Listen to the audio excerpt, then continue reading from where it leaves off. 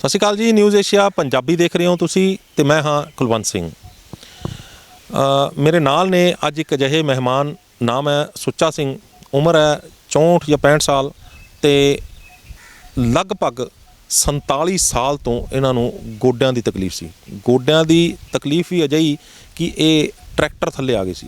Accident ਹੋ ਗਿਆ ਸੀ ਇਹਨਾਂ ਦਾ, ਕਿਤੇ ਜਾ ਰਹੇ ਸੀਗੇ ਤੇ ਉੱਥੋਂ ਟਰੈਕਟਰ ਘੁੰਮ ਗਿਆ, ਇੱਕਦਮ ਪਲਟ ਗਿਆ ਤੇ ਇਹ ਟਰੈਕਟਰ ਦੇ ਥੱਲੇ ਇਹਨਾਂ ਦੀਆਂ ਦੋਨੋਂ ਲੱਤਾਂ ਆ ਗਈਆਂ, ਗੋਡੇ ਜਿਹੜੇ ਸੀ ਉਹਦੇ ਨੀਚੇ ਆ ਗਏ ਤੇ ਲੰਮਾ ਸਮਾਂ ਜਿਹੜਾ ਇਹਨਾਂ ਨੇ ਉਸ ਚੀਜ਼ ਦਾ ਸੰਤਾਪ ਭੋਗਿਆ। ਅਲੱਗ-ਅਲੱਗ ਡਾਕਟਰਾਂ ਕੋਲ ਗਏ, ਅਲੱਗ-ਅਲੱਗ ਤਰ੍ਹਾਂ ਦੇ ਇਲਾਜ ਕਰਵਾਏ। 47 ਸਾਲ ਜਿਹੜੇ ਸੀਗੇ ਇਹ ਪੂਰਾ ਦੁੱਖ ਭੋਗਿਆ ਗੋਡਿਆਂ ਨੂੰ ਲੈ ਕੇ ਇਹਨਾਂ ਨੇ। ਫਿਰ ਅੱਜ ਇਹ ਕਿਵੇਂ ਠੀਕ ਹੋ ਗਏ ਨੇ? ਇੱਕ ਲੱਤ ਦੇ ਖੜ੍ਹ ਕੇ ਇਹਨਾਂ ਨੂੰ ਕਾਫੀ ਦੇਰ ਦਿਖਾਇਆ, ਦੂਜੀ ਲੱਤ 'ਤੇ ਵੀ ਖੜ੍ਹ ਕੇ ਦਿਖਾਇਆ, ਯਾਨੀ ਕਿ ਪੂਰੇ ਤੰਦਰੁਸਤ ਨੇ। ਅੱਧਾ ਜਿਹੜਾ ਬੈਠ ਕੇ ਵੀ ਦਿਖਾਇਆ ਮੈਨੂੰ ਇਹਨਾਂ ਨੇ ਵੀ ਹਰ ਤਰ੍ਹਾਂ ਨਾਲ ਇਹਨਾਂ ਦੇ ਗੋਡੇ ਠੀਕ ਨੇ। ਕਿਵੇਂ ਠੀਕ ਹੋਏ ਨੇ, ਕਿਸ ਤਰੀਕੇ ਦੇ ਨਾਲ ਜਿਹੜੇ ਇਹ ਉਸ ਬਿਮਾਰੀ ਦੇ ਵਿੱਚੋਂ ਨਿਕਲ ਕੇ ਬਾਹਰ ਆਏ ਨੇ, ਅੱਜ ਆਪਾਂ ਇਹਨਾਂ ਤੋਂ ਸੁਣਦੇ ਹਾਂ। ਸਤਿ ਸ਼੍ਰੀ ਅਕਾਲ ਜੀ ਸੁੱਚਾ ਸਿੰਘ ਜੀ, ਤੁਹਾਡਾ ਨਿਊਜ਼ ਏਸ਼ੀਆ ਪੰਜਾਬੀ 'ਤੇ ਬਹੁਤ ਬਹੁਤ ਸਵਾਗਤ ਹੈ। ਸਤਿ ਸ਼੍ਰੀ ਅਕਾਲ ਜੀ, ਤੁਹਾਡਾ ਸਾਰਿਆਂ ਦਾ ਸਵਾਗਤ। ਅੱਛਾ, ਇਹ ਦੱਸੋ ਕਿ ਕਿਸ ਤਰੀਕੇ ਦੇ ਨਾਲ ਤੁਹਾਡੇ ਨਾਲ ਇਹ ਘਟਨਾ ਵਾਪਰੀ ਸੀ? ਕਿੱਥੇ ਜਾ ਰਹੇ ਸੀ? ਕੀ ਹੋਇਆ ਸੀ ਉਸ ਟਾਈਮ? ਅਸੀਂ ਜੇ ਇਹਨੂੰ ਹੋ ਗਏ ਕੋਈ 47 ਕੁ ਸਾਲ। ਅਸੀਂ ਜਾਂਦੇ ਟਰੈਕਟਰ 'ਤੇ, ਉਹ ਟਰੈਕਟਰ ਇੱਕੋ ਦਮ ਮੋੜਨ ਦੇ ਨਾਲ ਤੇ ਟਰੈਕਟਰ ਹੋ ਗਿਆ ਮੂਧਾ। ਜਿੱਧਰਲੇ ਪਾਸੇ ਮੂਧਾ ਹੋਇਆ ਉਧਰ ਹੀ ਮੈਂ ਬੈਠਾ ਸੀ ਤੇ ਮਰਗਾਟ ਸੀ ਜਿਹੜੇ ਉਹਦੇ ਮੇਰੇ ਉੱਤੇ ਅੱਡ ਗਏ ਲੱਤਾਂ 'ਤੇ। ਟਰੈਕਟਰ 'ਤੇ ਬੈਠੇ ਸੀ ਤੇ ਉਹ ਥੱਲੇ ਆ ਗਏ? ਹਾਂਜੀ, ਹੇਠਾਂ ਆ ਗਏ। ਹੋਰ ਬੰਦਿਆਂ ਨੇ ਕੱਢ ਚੱਕ ਕੇ ਟਰੈਕਟਰ ਤੇ ਮੈਨੂੰ ਧੂ ਕੇ ਪਾਸੇ ਕਰਤਾ। ਉਹ ਫਿਰ ਨਹੀਂ ਤੁਰਿਆ ਗਿਆ। ਉਹ ਫਿਰ ਆਂਦੇ ਤੁਰਤਾ ਸੀ। ਮੈਂ ਕਿਹਾ ਜੀ, ਮੈਂ ਕਿਹਾ ਨਹੀਂ ਤੁਰਿਆ ਜਾਂਦਾ। ਮੈਂ ਕਿਹਾ ਲੱਤਾਂ ਟੁੱਟ ਗਈਆਂ। ਉਹਨੇ ਨਹੀਂ ਟੁੱਟੀਆਂ, ਤੂੰ ਵੇਖ ਤਾਂ ਸਹੀ। ਜਦੋਂ ਦੇਖਿਆ ਉਹਨਾਂ ਨੇ, ਵੇਖਿਆ ਤੁਰ ਤਾਰ ਕੇ ਤੇ ਚਲੋ ਮਾੜਾ ਮਾੜਾ ਭਾਰ ਝੱਲਣ ਲੱਗ ਪਈਆਂ। ਇਸੇ ਤਰ੍ਹਾਂ ਫਿਰ ਉਹ ਦਵਾਈ ਲੈਂਦੇ ਰਹੇ ਪਰ ਨਹੀਂ ਠੀਕ ਹੋਈਆਂ। ਫਿਰ ਮੈਂ ਇੱਥੋਂ ਡਾਕਟਰ ਸਾਹਿਬ ਸਾਡੇ ਮਿਲੇ, ਭੁੱਲਰ ਸਾਹਿਬ। ਦੱਸੋ ਵੀ ਕਿ ਜਦੋਂ ਇਹ ਤੁਹਾਡੇ ਸੱਟ ਲੱਗੀ ਸੀ, ਗੋਡੇ ਤੁਹਾਡੇ ਥੱਲੇ ਆ ਗਏ ਤੇ ਫਿਰ ਮੰਜੇ ਤੇ ਪੈ ਗਏ, ਕਿੰਨਾ ਚਿਰ ਹਿੱਲਿਆ ਤਾਂ ਗਿਆ ਹੀ ਨਹੀਂ ਹੋਣਾ? ਨਹੀਂ ਜੀ, ਰਕਸ਼ੇ ਤੇ ਬੈਠਾ ਸੀ ਮੈਂ ਤੇ ਉਦੋਂ ਐਂ ਲੱਗਦਾ ਸੀ ਤੇ ਲੱਤਾਂ ਐਂ ਕਰੀ ਜਾਂਦੀਆਂ ਸੀ ਆਪਣੇ ਆਪ ਹੀ। ਹਾਂਜੀ, ਬਹੁਤ ਜ਼ਿਆਦਾ। ਕਿੰਨੇ ਦਿਨ ਤੱਕ ਤੁਸੀਂ ਇਹ ਹਾਲਾਤ ਰਹੇ ਤੁਹਾਡੇ ਉਸ ਟਾਈਮ? ਇਹ ਜੀ ਵਾਹਵਾ ਮਤਲਬ 10-15 ਦਿਨ। 10-15 ਦਿਨ? ਹਾਂਜੀ। ਮਤਲਬ ਕੋਈ ਕੰਮ ਨਹੀਂ ਕੀਤਾ ਗਿਆ ਤੁਹਾਡੇ ਤੋਂ? ਨਹੀਂ ਜੀ। ਫਿਰ ਉਦੋਂ ਮੈਂ ਇਸੇ ਤਰ੍ਹਾਂ ਦਵਾਈ ਲੈਂਦਾ ਰਿਹਾ। ਜਿੱਥੋਂ ਦਵਾਈ ਲੈਣੀ ਹੈ ਥੋੜ੍ਹਾ ਚਿਰ ਜਾਣੀ ਨਸ਼ੇ ਵਾਲੀ ਦਵਾਈ ਨਾਲ ਫਰਕ ਰਹਿੰਦਾ ਸੀ ਤੇ ਉਦੋਂ ਬਾਅਦ 'ਚ ਫਿਰ ਦੁਖਣ ਲੱਗ ਪੈਂਦੀਆਂ ਸੀ। ਅਤੇ ਉਦੋਂ ਬਾਅਦ 'ਚ ਫਿਰ ਹੁਣ ਹੌਲੀ ਹੌਲੀ ਇਹ ਦਵਾਈਆਂ ਲੈਂਦੇ ਰਹੇ, ਕਦੇ ਦੇਸੀ ਲੈ ਲਈ, ਕਦੇ ਅੰਗਰੇਜ਼ੀ ਲੈ ਲਈ, ਪਰ ਨਹੀਂ ਫਾਇਦਾ ਹੋਇਆ। ਕਿੱਥੋਂ ਦਵਾਈਆਂ ਲਈਆਂ ਸੀ ਤੁਸੀਂ ਤੇ ਕਿੱਦਾਂ ਦੇ ਡਾਕਟਰ ਸੀ ਜਿਨ੍ਹਾਂ ਕੋਲ ਦਵਾਈਆਂ ਲਈਆਂ? ਅੰਗਰੇਜ਼ੀ ਡਾਕਟਰ ਹੀ ਸੀਗੇ, ਹੱਡੀਆਂ ਵਾਲੇ ਤੋਂ ਵੀ ਲਈ ਸੀ। ਉਹ ਮੈਨੂੰ ਕਹਿੰਦਾ ਵੀ ਐਸਾ ਕਰਕੇ ਸੱਟ ਹੀ ਹੈ। ਫਿਰ ਮੈਂ ਇੱਕ ਨੂੰ ਹੋਰ ਦਿਖਾਇਆ, ਉਹ ਮੈਨੂੰ ਹਿਲਾ ਕੇ ਵੀ ਦੇਖੇ ਸੀ? ਹਾਂਜੀ, ਉਹ ਮੈਨੂੰ ਕਹਿੰਦਾ ਐਕਸਰੇ ਵੀ ਲਾਏ ਸੀਗੇ ਪਰ ਉਹ ਕਹਿੰਦਾ ਵੀ ਊਂ ਹੀ ਆ ਮਾੜਾ ਜਿਹਾ ਨੁਕਸ ਜਿਹਾ। ਅਤੇ ਮੈਂ ਕਿਹਾ ਜੀ, ਮੈਂ ਕਿਹਾ ਵੀ ਕਿੰਨਾ ਚਿਰ ਦਵਾਈ ਖਾਣੀ ਪਊ, ਆਰਾਮ ਕਦੋਂ ਕਾਜੂ? ਆਉਂਦਾ ਆਰਾਮ ਨਹੀਂ ਆਉਂਦਾ ਹੁੰਦਾ। ਡਾਕਟਰ ਸਾਹਿਬ ਕਹਿੰਦੇ, ਅੰਗਰੇਜ਼ੀ ਵਾਲੇ, ਉਹ ਕਹਿੰਦਾ ਆਰਾਮ ਨਹੀਂ ਆਉਂਦਾ ਹੁੰਦਾ ਤੇ ਕਹਿੰਦਾ ਐਂ ਤੁਰਿਆ ਜਾਊ ਇਹ ਕੰਮ। ਨਹੀਂ ਹੁੰਦਾ ਕੀ ਸੀ ਜਦੋਂ ਉਦੋਂ ਬਾਅਦ? ਤਾਂ ਤੁਸੀਂ 47 ਸਾਲ ਦੇ ਵਿੱਚ ਜਦੋਂ ਵਿੱਚ ਹੁੰਦਾ ਕੀ ਸੀਗਾ ਤੁਹਾਨੂੰ? ਹੁੰਦੇ ਆ ਫਿਰ ਲੱਤਾਂ ਦੁਖਣ ਲੱਗ ਪੈਂਦੀਆਂ ਸਾਰੀਆਂ। ਹਾਂਜੀ, ਆ ਗੋਡੇ ਅੜ ਜਾਂਦੇ ਸੀ। ਮਤਲਬ ਪੌੜੀ ਨਹੀਂ ਚੜ੍ਹਿਆ ਜਾਂਦਾ? ਨਹੀਂ ਚੜ੍ਹਿਆ ਜਾਂਦਾ ਸੀ। ਚੌਂਕੜੀ ਨਹੀਂ ਮਾਰੀ? ਹਾਂਜੀ, ਐਂ ਮਤਲਬ ਚੜ੍ਹ ਜਾਂਦਾ ਸੀ ਤਾਂ ਨੂੰ ਤਾਂ ਉਤਰਨਾ ਬੜਾ ਮੁਸ਼ਕਿਲ ਸੀ। ਤੇ ਚੌਂਕੜੀ ਵੀ ਨਹੀਂ ਬਾਹਰ ਕੇ ਬੈਠਿਆ ਜਾਂਦਾ? ਨਹੀਂ, ਹੁਣ ਵੀ ਨਹੀਂ ਬੈਠਿਆ ਜਾਂਦਾ, ਪਹਿਲਾਂ ਵੀ ਨਹੀਂ ਬੈਠਿਆ ਜਾਂਦਾ ਸੀ। ਤੇ ਫਿਰ ਜਦੋਂ ਇਹ ਹਾਲਾਤ ਹੁੰਦੇ ਸੀਗੇ, ਕੰਮ ਕੀ ਕਰਦੇ ਸੀ ਤੁਸੀਂ ਤੇ ਕਿੱਦਾਂ ਤੁਸੀਂ ਆਪਣੀ ਜ਼ਿੰਦਗੀ ਵਿੱਚ ਲਾਈ ਫਿਰ? ਬਸ ਇੰਨੇ ਹੈ, ਪਹਿਲਾਂ ਰਕਸ਼ਾ ਚਲਾਉਂਦਾ ਰਿਹਾ, ਉਦੋਂ ਬਾਅਦ 'ਚ ਵੈਨ ਲੈ ਲਈ ਬੱਚਿਆਂ ਵਾਲੀ ਅਤੇ ਉਹਦੇ ਕਰਕੇ ਥੋੜ੍ਹਾ ਜਿਹਾ ਵੀ ਕੰਮ ਰੈਲਾ ਹੋ ਗਿਆ। ਫਿਰ ਮਤਲਬ ਬੈਠਾ ਤਾਂ ਉਦੋਂ ਵੀ ਨਹੀਂ ਜਾਂਦਾ ਸੀ ਐਂ ਪੈਰਾਂ ਭਾਰ। ਅਤੇ ਫਿਰ ਮੈਂ ਆਖਿਆ ਵੀ ਆ ਕੁੜੀ ਵੈਸੇ ਸਾਡੀ ਇੱਧਰ, ਇਹਨਾਂ ਨੇ ਦਵਾਈ ਲਈ ਸੀ ਇੱਥੋਂ ਅਤੇ ਇਹਨਾਂ ਨੇ ਮੈਨੂੰ ਦੱਸਿਆ ਅਤੇ ਇਹ ਕਹਿੰਦੇ ਵੀ ਐਸਾ ਕਰਕੇ ਵੀ ਤੈਨੂੰ ਮੈਂ ਦਵਾਈ ਲੈ ਕੇ ਦਿਉ। ਅਤੇ ਇਹਨਾਂ ਨੇ ਫਿਰ ਇੱਥੋਂ ਭੁੱਲਰ ਸਾਹਿਬ ਤੋਂ ਦਵਾਈ ਲੈ ਕੇ ਦਿੱਤੀ ਅਤੇ ਉਹਦੇ ਨਾਲ ਮੈਂ ਪਿਛਲੇ ਸਾਲ 'ਚ ਖਾਧੀ ਸੀ। ਕਿ ਜਦੋਂ ਭੁੱਲਰ ਸਾਹਿਬ ਕੋਲ ਤੁਸੀਂ ਦਵਾਈ ਲਈ ਸੀ, ਤੁਸੀਂ ਆਪ ਆਏ ਸੀ, ਚੈੱਕ ਕਰਾਇਆ ਸੀ ਜਾਂ ਕੀ ਹੋਇਆ ਸੀ ਉਦੋਂ? ਨਹੀਂ ਜੀ, ਇਹ ਕੁੜੀ ਨੇ ਦਵਾਈ ਦੇ ਦਿੱਤੀ ਸੀ। ਹਾਂ, ਉਹਨਾਂ ਤੋਂ ਪੁੱਛ ਕੇ। ਹਾਂਜੀ, ਵੀ ਡਾਕਟਰ ਸਾਹਿਬ ਇਸ ਤਰ੍ਹਾਂ ਕਰਕੇ ਵੀ ਦਵਾਈ ਵੀ ਮੇਰੇ ਪਾਪਾ ਦੇ ਗੋਡੇ ਆ ਅਤੇ ਵੀ ਉਹਨਾਂ ਨੇ ਫਿਰ ਦੱਸਿਆ ਵੀ ਆਹ ਦਵਾਈ ਦੇ ਦੇ ਅਤੇ ਵੀ ਠੀਕ ਹੋ ਜੀ। ਹਾਂਜੀ, ਫਿਰ ਉਹ 3 ਮਹੀਨੇ ਦਵਾਈ ਖਾਈ ਗਏ ਲਗਾਤਾਰ ਅਤੇ ਮੈਨੂੰ ਲੱਗ ਗਿਆ ਵੀ ਹੁਣ ਇਹ ਠੀਕ ਹੋ ਗਏ। ਅਤੇ ਜਦੋਂ ਪਹਿਲਾਂ ਦਵਾਈ ਲੈਂਦੇ ਸੀ ਉਦੋਂ ਕਿੰਨੇ ਕੁ ਖਰਚਾ ਆਉਂਦਾ ਸੀ ਤੁਹਾਡਾ ਜਦੋਂ ਪਹਿਲਾਂ ਦਵਾਈ ਲੈਂਦੇ? ਇੱਥੋਂ ਕਿ ਉੱਧਰੋਂ ਜੀ? ਉਦੋਂ ਪਹਿਲਾਂ ਅੰਗਰੇਜ਼ੀ ਦਵਾਈਆਂ ਤਾਂ ਵਾਹਵਾ ਮਹਿੰਗੀਆਂ ਚੱਲਦੀਆਂ ਜੀ। ਹਾਂਜੀ, ਕਦੇ ਐਕਸਰੇ ਲਵਾ, ਕਦੇ ਹੋਰ ਦਵਾਈ, ਕਦੇ ਮਲਣ ਵਾਲੀ, ਕਦੇ ਕਿਵੇਂ। ਉਹ ਤਾਂ ਟੀਕੇ ਟੂਕੇ ਲਿਖਦੇ, ਟੀਕੇ ਤਾਂ ਅਸੀਂ ਲਵਾਉਂਦੇ ਹੀ ਨਹੀਂ ਸੀ। ਕਿਉਂ, ਹਾਲਾਤ ਹੀ ਇਹ ਜੀ, ਤੁਹਾਨੂੰ ਪਤਾ ਮਹਿੰਗਾਈ ਸੀਗੀ ਅਤੇ ਗੋਲੀਆਂ ਗਾਲੀਆਂ ਲੈ ਛੱਡਦੇ ਸੀ, ਦਵਾਈ ਦੀ ਮਲ ਛੱਡਦੇ ਸੀ। ਗੋਲੀਆਂ ਵੀ ਦਰਦ ਵਾਲੀਆਂ ਲੈਂਦੇ ਹੁਣ? ਹਾਂਜੀ ਦਰਦ ਵਾਲੀਆਂ। ਤੇ ਫਿਰ ਜਦੋਂ ਇਧਰੋਂ ਤੁਸੀਂ ਦਵਾਈ ਲੈਣੀ ਸ਼ੁਰੂ ਕੀਤੀ ਤਾਂ ਕਿੰਨੇ ਕੁ ਦੀ ਦਵਾਈ ਸੀ? ਕਿ ਪੈਸੇ ਹੈਗੇ ਸੀ ਜੇਬ 'ਚ, ਇੰਨੀ ਕੁ ਦਵਾਈ ਲੈ ਲਈ ਤੁਸੀਂ? ਇਹ 60-70 ਰੁਪਏ ਦੀ ਦਵਾਈ ਸੀ ਨਿੱਤ ਦੀ। ਰੇਟ ਰੋਜ਼ ਦੀ? ਹਾਂਜੀ 70 ਰੁਪਏ ਰੋਜ਼ ਦੀ ਦਵਾਈ ਸੀ? ਹਾਂਜੀ, ਬਸ 60-70 ਕਰ ਲਓ, ਇੰਨੇ ਕੁ ਦੀ ਸੀ। ਤੇ ਕਿੰਨੇ ਦਿਨ ਤੁਸੀਂ ਫਿਰ ਦਵਾਈ ਖਾਧੀ ਤੇ ਜਦੋਂ ਦਵਾਈ ਖਾਣੀ ਸ਼ੁਰੂ ਕੀਤੀ ਤੇ ਫਿਰ ਕਿੱਦਾਂ, ਕੀ ਅਸਰ ਹੋਇਆ ਫਿਰ?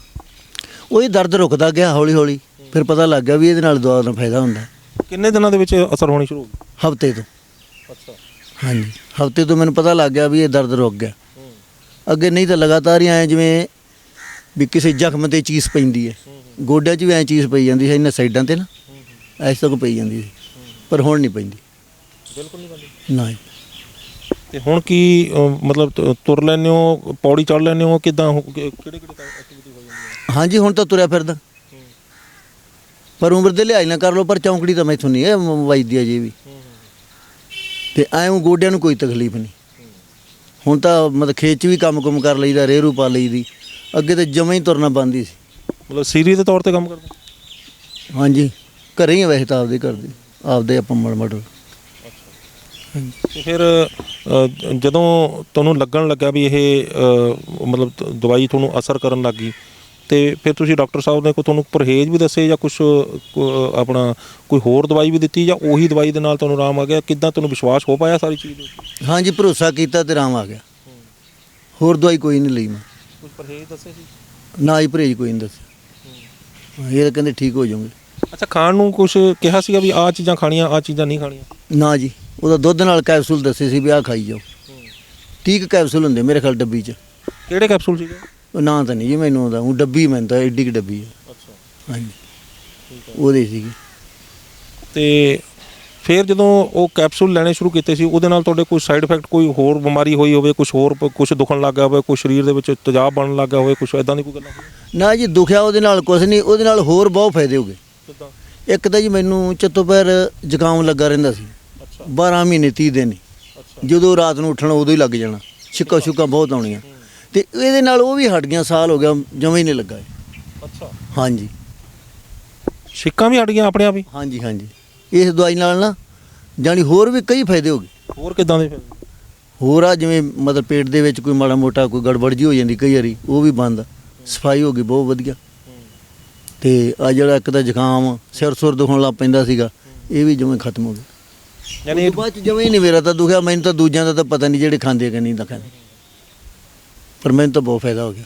ਨਹੀਂ, ਪਰ ਖਾਧੀ ਤਾਂ ਦਵਾਈ ਗੋਡਿਆਂ ਦੀ ਸੀ, ਤੇ ਜ਼ੁਕਾਮ ਕਿਵੇਂ ਠੀਕ ਹੋ ਗਿਆ? ਇਹ ਨਹੀਂ ਜੀ ਮੈਨੂੰ ਪਤਾ, ਇਹ ਤਾਂ ਦਵਾਈ 'ਚ ਹੀ ਕੋਈ ਅਸਰ ਹੋਊਗਾ ਕੁਦਰਤ ਦਾ ਹੀ, ਪਰ ਮੈਨੂੰ ਫਾਇਦਾ ਹੋ ਗਿਆ ਇਹਦੇ ਨਾਲ। ਗੋਡਿਆਂ ਦਾ ਵੀ ਹੋ ਗਿਆ, ਜ਼ੁਕਾਮ ਦਾ ਵੀ ਹੋ ਗਿਆ, ਬਹੁਤ ਫਾਇਦੇ ਹੋ ਗਏ ਵਿੱਚ ਇਹਦੇ। ਹਾਂਜੀ ਤੇ ਜਦੋਂ ਤੁਹਾਨੂੰ ਇਹ ਫਾਇਦਾ ਹੋਇਆ ਇਸ ਚੀਜ਼ ਦੇ ਨਾਲ, ਤੇ ਫਿਰ ਪਰਿਵਾਰ ਦੇ ਵਿੱਚ ਹੋਰ ਕੌਣ ਹੈ? ਉਹਨਾਂ ਨੂੰ ਵੀ ਕੋਈ ਦਵਾਈ ਲਿੱਤੀ, ਜਾਂ ਪਰਿਵਾਰ 'ਚ ਕੌਣ ਹੈ ਹੋਰ? ਹਾਂਜੀ ਮਤਲਬ ਸਾਡੇ ਘਰਦਿਆਂ ਨੇ ਲਈ ਸੀ ਦਵਾਈ। ਤੁਹਾਡੀ ਵਾਈਫ ਨੇ? ਹਾਂਜੀ ਉਹਨੂੰ ਸ਼ੂਗਰ ਸੀਗਾ, ਅੱਛਾ। ਤੇ ਇੱਕ ਉਹਦੇ ਉਹ ਆ ਪਾਸਾ ਸੁੱਤਾ ਸੀ ਸਾਰਾ ਪਾਸਾ? ਹਾਂਜੀ ਪੈਰਾਲਾਈਸਿਸ ਹੋਇਆ ਵੀ, ਲਕਵਾ ਹੋਇਆ? ਨਹੀਂ ਲਕਵਾ ਹੋਇਆ ਨਹੀਂ ਸੀ ਜੀ, ਸ਼ੁਰੂ ਹੀ ਹੋਇਆ ਸੀ, ਤੇ ਉਹ ਕੁਦਰਤੀ ਅਸੀਂ ਲੈ ਆਏ, ਅੱਛਾ। ਫਿਰ ਤੇ ਉਹ ਫਿਰ ਦਵਾਈ ਦੇਤੀ ਉਹਨੂੰ, ਤੇ ਉਹ ਠੀਕ ਹੋ ਗਈ। ਜਾਣੀ ਉਹਨਾਂ ਨੂੰ ਕਿਵੇਂ ਹੋਇਆ ਸੀ, ਕੀ ਹੋਇਆ ਸੀ ਉਹਨਾਂ ਨੂੰ? ਉਹ ਆ ਪਾਸਾ ਸੌਂ ਗਿਆ ਉਹਦਾ, ਕੁਦਰਤੀ ਪਾਸਾ ਸੌਂ ਗਿਆ, ਜਾਂ ਕਿਵੇਂ ਕਰ ਲਓ, ਜਾਂ ਪੈਣ ਨਾ। ਹਿੱਲਿਆ ਵੀ ਨਹੀਂ ਜਾਂਦਾ ਸੀ ਉਹਨਾਂ ਤੋਂ ਪਾਸਾ?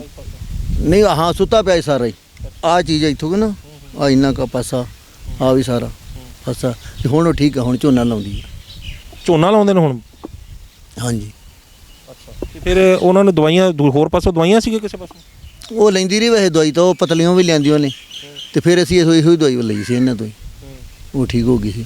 ਇੱਕ ਹੋਰ ਮਰੀਜ਼ ਆ ਸਾਡੇ ਪਿੰਡ ਦਾ ਜੀ, ਉਹਦਾ ਪਾਸਾ ਵੀ ਇਸ ਦਾ ਖੜ ਗਿਆ ਸੀਗਾ, ਅੱਛਾ, ਤੇ ਅਧਰੰਗ ਹੋ ਗਿਆ ਸੀ, ਅੱਛਾ। ਤੇ ਉਹਨੂੰ ਵੀ ਉਹ ਹਫਤੇ ਤੋਂ ਪਹਿਲੇ ਠੀਕ ਹੋ ਗਈ। ਉਹ ਕੀ ਦਿੱਤਾ ਸੀ ਉਹਨੇ? ਕਿਤੇ ਹੋਰੋਂ ਇਲਾਜ ਕਰਾਇਆ ਸੀ ਉਹਨੇ? ਨਾ ਜੀ ਉਹਨਾਂ ਨੇ ਇੱਥੇ ਹੀ ਲਿਆਂਦਾ ਕੁਦਰਤੀ, ਕਿਸੇ ਬੰਦੇ ਨੇ ਸਿੱਧਾ ਹੀ, ਅੱਛਾ। ਤੇ ਉਹ ਠੀਕ ਹੋ ਗਈ। ਤੇ ਹੁਣ ਬਿਲਕੁਲ ਠੀਕ ਹੈ, ਉਹਨੂੰ ਕੋਈ ਪ੍ਰੋਬਲਮ ਨਹੀਂ ਹੈਗੀ? ਉਹ ਜਮਾਂ ਉਹਨੂੰ ਕੋਈ ਪ੍ਰੋਬਲਮ ਨਹੀਂ, ਅੱਛਾ। ਉਹ ਜਮਾਂ ਠੀਕ ਹੈ। ਤੇ ਤੁਹਾਡੇ ਘਰਦਿਆਂ ਨੂੰ ਜਿਹੜੇ ਸ਼ੂਗਰ ਦੀ ਪ੍ਰੋਬਲਮ ਸੀ, ਉਹ ਹਟ ਗਈ। ਕਿੰਨੇ ਦਿਨਾਂ 'ਚ ਹਟ ਗਈ ਉਹ ਮੇਰਾ ਖਿਆਲ ਆ ਵੀ ਲੱਗ ਗਏ ਉਹਨੂੰ ਤਾਂ 5-4 ਮਹੀਨੇ। ਅੱਛਾ। ਹਾਂਜੀ ਇੱਕ ਪਾਸਾ ਜਿਹੜਾ ਸੁੱਤਾ ਸੀ ਉਹ ਵੀ ਠੀਕ ਹੋ ਗਿਆ ਉਹਦਾ, ਤੇ ਇੱਕ ਉਹ ਸ਼ੂਗਰ ਦੀ ਵੀ ਉਹ ਠੀਕ ਹੋ ਗਈ। ਤੇ ਦਵਾਈ ਕੁੱਲ ਕਿੰਨੇ ਪੈਸੇ ਦੇ ਖਰਚਾ ਆਇਆ ਤੁਹਾਡਾ ਇਹਨਾਂ ਕੋਲ, ਡਾਕਟਰ ਭੁੱਲਰ ਕੋਲ? ਕੁੱਲ ਸਾਰਾ ਵੇਖ ਲਓ ਕੋਈ ਆ ਗਿਆ 6-7 ਹਜ਼ਾਰ ਕਿੰਨੇ ਮਹੀਨੇ ਦਾ? 3-4 ਮਹੀਨੇ 'ਚ। 3-4 ਮਹੀਨੇ 'ਚ 6-7 ਹਜ਼ਾਰ ਰੁਪਏ ਦਾ ਖਰਚਾ ਆਇਆ ਤੇ ਤੁਸੀਂ ਦੋਨੇ ਜੀ ਜਿਹੜੇ ਠੀਕ ਹੋ ਗਏ। ਹਾਂਜੀ। ਤੇ ਕੁਛ ਨਾਲ ਹੋਰ ਉਹਨਾਂ ਨੇ ਕੋਈ ਮਿਲਟਸ ਵਗੈਰਾ ਕੋਈ ਹੋਰ ਚੀਜ਼ਾਂ ਵੀ ਦਿੱਤੀਆਂ ਸੀ ਇਹਨਾਂ ਨੇ? ਨਾ ਜੀ ਹੋਰ ਨਹੀਂ ਕੋਈ ਦਵਾਈ ਦਿੱਤੀ ਸੀ ਉਹਨੇ ਤਾਂ ਗੱਲ ਇਹੋ ਹੀ ਜਿਹੜੀਆਂ ਇੱਕ ਗਲੋ ਤੁਲਸੀ ਕੈਪਸੂਲ ਤੇ ਇੱਕ ਹੋਰ ਸੀ ਕਿਹੜਾ ਉਹ ਕਿਹੜਾ ਤੇਲ ਕਹਿੰਦੇ ਖਨੀ ਨਾਰੀਅਲ ਦਾ ਕਿ ਇਹਨਾਂ ਦਾ ਹੁੰਦਾ ਇੱਕ ਹਾਂਜੀ ਇੱਕ ਉਹ ਦਿੱਤਾ ਸੀ।